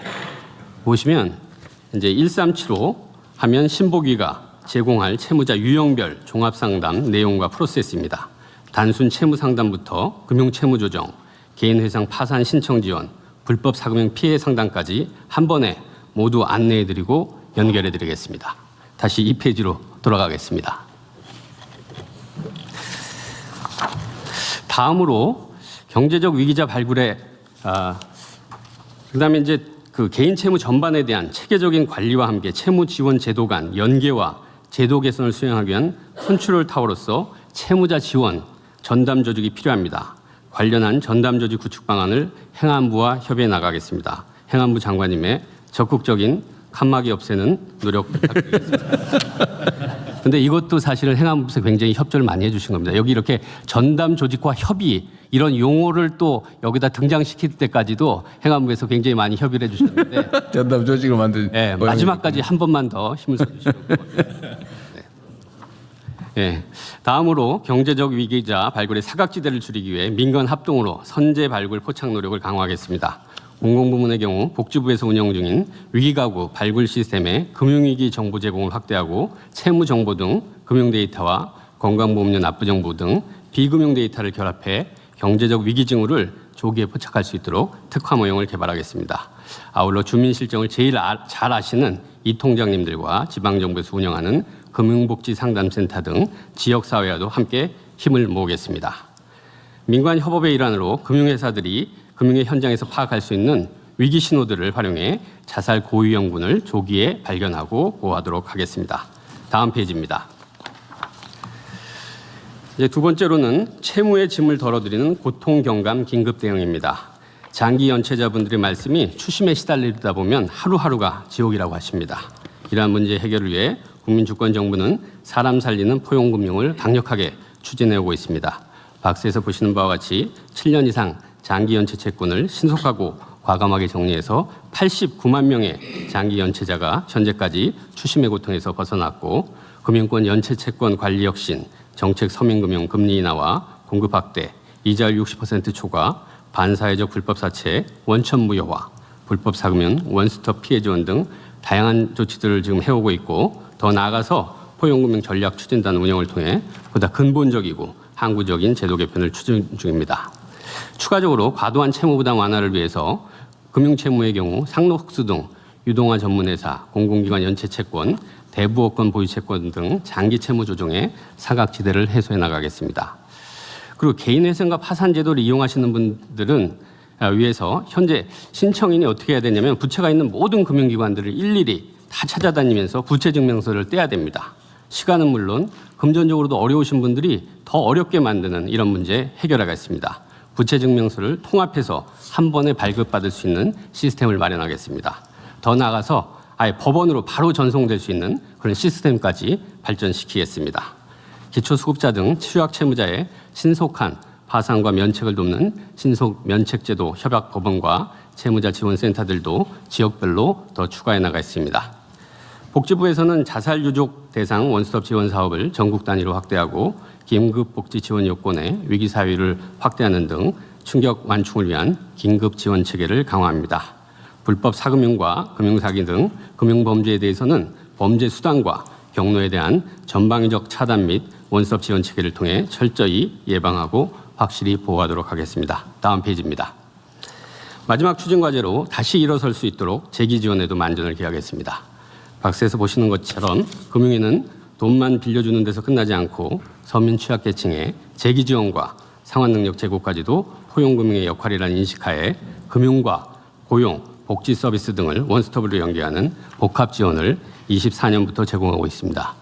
거기 작은 글씨를 보시면 40대 A씨 같은 경우 과다 채무와 대인 기피로 은둔해 있다가 복합 지원을 통해 심리 안정 프로그램, 대출 지원, 기초수급자 선정, 취업 지원 제도까지 받으셔서 정상적인 경제 활동으로 복귀하실 수 있었습니다. 여기에 더해 금융 취약계층에게는 민간 협업으로 복합 지원 연계자에 대한 특화 금융 상품, 무료 상생보험 제공 등을 추진하겠습니다. 월 250만 원까지는 압류로부터 자동 보호되는 생계비 계좌 제도의 편의성을 높여나가겠습니다. 노동부는 구직단년 청년과 중장년의 재취업 활성화를 위한 일자리 지원을 강화하겠습니다. 중기부는 지난 3월부터 은행권과 함께 위기 소상공인 조기 발굴 체계를 구축해서 선제 안내 시스템을 가동 중입니다. 정신건강 우려자에 대해서는 복지부에서 운영 중인 정신건강센터 등을 포함해서 연결 채널을 확대해가고 있습니다. 아울러 금융권에서 시행하고 있는 경제적 위기자 지원을 위한 다양한 지원 사업들, 예를 들어 KB 희망센터의 마음돌봄 상담 서비스 등 관련 사업을 대상자들께서 한눈에 보고 쉽게 이용하실 수 있도록 홍보도 강화하고 내용도 확대해 나가겠습니다. 대통령께서 늘상 강조하시는 바와 같이 국민 누구도 빚 때문에 삶을 포기하지 않는 목숨을 살리는 대한민국을 실현하기 위해서 몰라서 못 받는 지원 업계에 먼저 찾아가고 끊겨서 놓치는 지원 업계에 유기적으로 연계하고 다시 일어설 때까지 끝까지 손잡아주는 그런 정부가 될 수 있도록 관계부처와 함께 더 꾸준하게 더 세심하게 챙기도록 하겠습니다. 이상 보고 마치겠습니다. 준비를 아주 열심히 잘하셨네요. 근데 제가 이걸 보면서 생각이 하나 났는데 정말로 빨리 인공지능을 도입해야 되겠다는 생각이 들었어요. 네, 지금 말씀하신 것처럼 사실 데이터 부처 간의 연계랑 그리고 기술을 좀 넣어서 유형화하고 지난번 첫 번째 주신 숙제를 좀 더 하면 이 부분에서는 지금 금융위원장 말씀하신 것만으로도 지금 실제로 경제적 요인으로 인한 자살 숫자는 좀 줄어들고 있는 상황이긴 합니다. 그래서 이 부분에는 저는 정말 속도를 엄청 많이 내야 된다고 생각합니다. 자, 이게 며칠 전에도 무슨 가족들 다 집단 자살을 했다는 보도를 봤는데, 근데 그것도 먹고 사는 문제 때문에 그랬다는 거고, 빚 때문에 그랬다, 뭐 그런 내용이 있더라고요. 근데 이게 분명한 사실은 우리 대한민국의 현재 수준이 빚 때문에 아이들 끌어안고 죽어야 될 정도로 그렇게 나쁘지는 않습니다. 그러니까 뭐 여러 가지 원인으로 빚이 생기가 어렵겠지만 일단 빚에 관한 문제는 내가 정말 죽을 정도로 못 갚을 상황이다라고 하면 현재 법 제도상으로 파산 면책이나 뭐 회생 신청 이런 거 하면 다 면제해 드려요. 뭐 빚 없애줄 수 있습니다. 뭐 못 갚을 상황인 빚 이런 거는 현재 법원에 몇 번 왔다 갔다 하는 불편함만 감수하면 거의 대부분 다 감해 줍니다. 아니 없애주고 죽을 이유가 없어요. 그리고 어린 아이들 끌어안고 죽고 이런 건 그건 살인행위입니다. 그 아이들이 자기 물건이 아니잖아요. 그 아이들의 삶도 있는 건데. 그 아이들도 지금 현재 예를 들면 복지 제도상으로는 얼마든지 다 지원받으면서 교육받고 살아갈 수 있거든요. 꼭 애들 같이 죽고 그러면 안 됩니다. 그리고 또 지원 제도도 지금 많이 있어서 예를 들면 뭐 급하면 긴급 생계 지원 이런 것도 몇백만 원씩 해주잖아요. 지금 있잖아요. 그런 제도. 나 지금 정말 죽을 지경이다 라고 하면 아무것도 없다, 때거리 없다 이러면 그거 다 긴급 지원 제도로 300만 원인가 500만 원